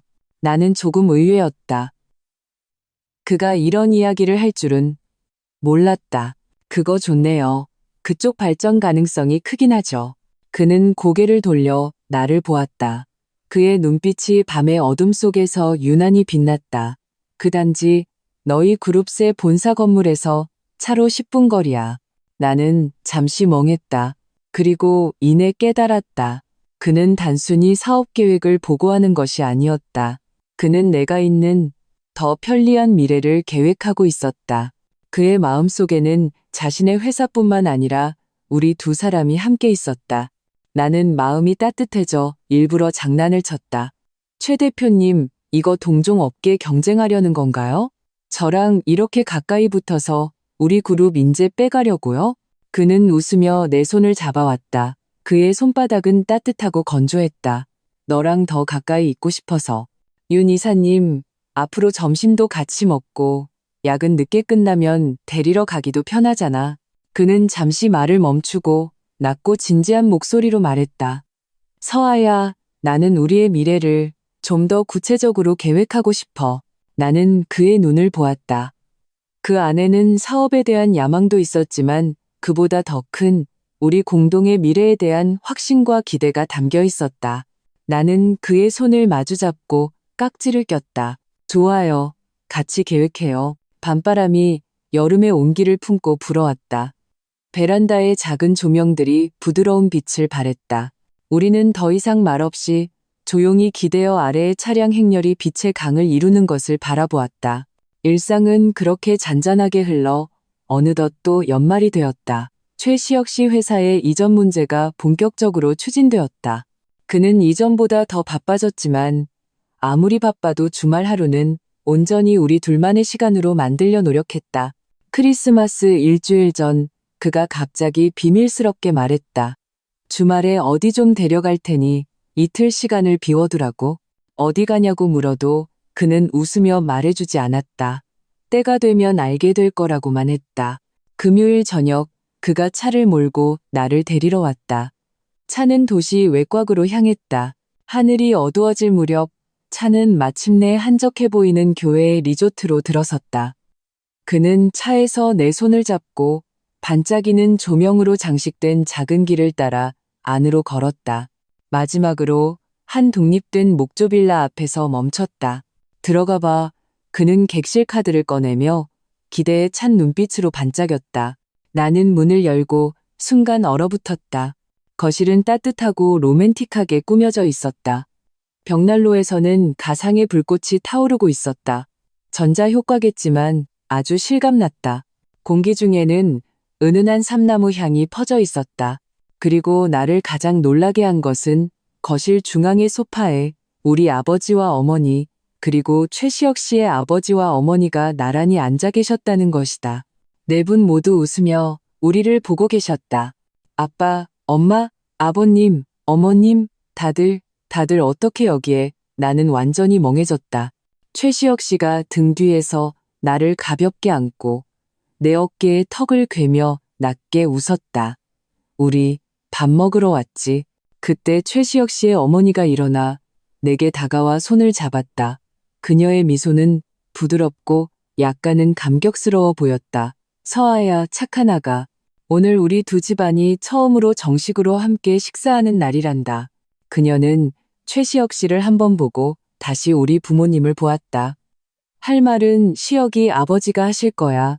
최시혁 씨의 아버지, 그 온화한 교수님은 헛기침을 한번 하고 주머니에서 좀 낡아 보이는 짙은 파란색 벨벳 상자를 꺼내셨다. 그는 내 앞으로 다가와 상자를 열었다. 그 안에는 반지가 아닌 아주 맑고 투명한 최상급의 비치로 만든 평안을 기원하는 펜던트가 들어있었다. 간단한 붉은 끈으로 꿰어져 있었다. 서아 아가, 시혁이 아버지의 목소리는 아주 자애로웠다. 이건 시혁이 할머니가 남기신 거란다. 미래의 손주며느리에게 주라고 하셨지. 비싼 물건은 아니지만 평안을 기원하는 마음이 담긴 것이란다. 오늘 내가 네 아버지, 어머니와 상의했다. 우리 늙은 부부가 정식으로 우리 시혁이를 대신해서 너에게 청혼하고 싶구나. 우리 집안에 기회를 주어 앞으로 우리가 너를 잘 보살필 수 있게 해주길 바란다. 우리 부모님은 옆에서 눈시울이 붉어져 있었다. 어머니는 연신고개를 끄덕이셨다. 나는 이런 장면을 전혀 예상하지 못했다. 한쪽 무릎을 꿇는 것도 다이아몬드 반지도 화려한 말도 없었다. 오직 두 가족이 함께 모여 가장 소박하고 진솔한 방식으로 우리의 미래에 대한 축복과 기대를 표현하고 있었다. 이렇게 온 가족에게 진중하게 대우받는 느낌이 그 어떤 로맨틱한 의식보다 더 내 마음을 움직였다. 나는 고개를 들어 최시혁 씨를 보았다. 그는 긴장한 채 나를 보고 있었다. 그의 눈에는 기대와 약간의 불안감이 섞여 있었다. 나는 코끝이 찡해져 눈물이 나올 뻔했다. 슬퍼서가 아니라 너무 기뻐서. 나는 힘껏 고개를 끄덕였다. 목소리가 약간 잠겨 있었다. 아버님, 어머님, 아빠, 엄마, 저도 좋아요. 나는 그 체온이 담긴 펜던트를 받아들었다. 묵직했다. 그것은 약속이자 대물림이었다.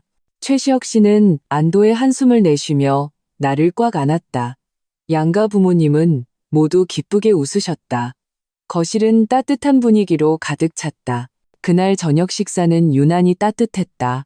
두 가족은 일상적인 이야기를 나누며 소박한 결혼식과 앞으로 서로 어떻게 도울지를 계획했다. 과시도 계산도 없었다. 오직 두 아이의 미래 행복에 대한 진심 어린 기대만이 존재했다. 식사를 마치고 부모님들은 약속이라도 한 듯 각자의 방으로 돌아가 우리 둘만의 공간을 남겨주셨다. 나와 최시혁 씨는 손을 잡고 리조트 안을 산책했다. 밤은 조용했고 눈 밟는 소리만 들렸다. 너무 간단하다고 생각하지는 않아? 최시혁 씨가 갑자기 물었다. 그는 내 손을 꽉 잡았다. 내 말은 프로포즈 말이야. 나는 고개를 저으며 그의 팔에 기댔다. 아니요, 이게 좋아요. 아주 든든해요. 그 어떤 것보다 좋아요. 나는 이강준네 가족의 그 계산적이고 거만했던 얼굴을 떠올렸다. 그리고 오늘 이 진심과 존중이 가득한 장면을 생각했다. 하늘과 땅 차이라고 느꼈다. 그럼 다행이다. 그는 걸음을 멈추고 몸을 돌렸다. 그리고 코트 주머니에서 또 다른 작은 상자를 꺼냈다. 이번에는 심플하고 세련된 디자인의 다이아몬드 반지였다. 그는 나를 보았다. 그의 눈빛은 달빛 아래 사람을 빠져들게 할 만큼 부드러웠다. 정식 반지는 그래도 있어야지. 윤서아, 나와 결혼해줘. 나는 웃으며 손을 내밀었다. 네.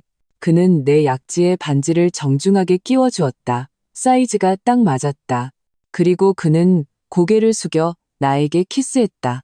그 키스는 부드럽고 길었다. 눈의 차가움과 그의 몸에서 나는 안심되는 향기가 섞여 있었다. 나는 내 인생이 그 모욕으로 가득했던 약혼식장에서 도망친 것을 시작으로 큰 원을 그리며 마침내 진정으로 나에게 속한 햇살과 사랑이 가득한 궤도에 올랐다는 것을 알았다. 과거의 상처는 시간과 새로 태어난 행복에 의해 이미 치유되었다. 미래의 나와 최시혁 씨, 그리고 우리 뒤의 두 가족은 함께 하루하루를 더욱 행복하게 살아갈 것이다. 그리고 한때 내 뺨을 때리고 나를 촌년이라고 욕했던 전 시어머니, 바람 피우고 공금을 횡령했던 전 약혼자, 날카롭고 비열했던 시누이, 그들은 모두 색이 바랜 낡은 사진처럼 과거의 한 구석에 영원히 봉인되었다. 더 이상 내 마음에 조금의 파문도 일으키지 못할 것이다. 나의 이야기는 마침내 가장 따뜻한 결말을 맞이했다. 아니, 어쩌면 이것은 더 아름다운 시작일지도 모른다.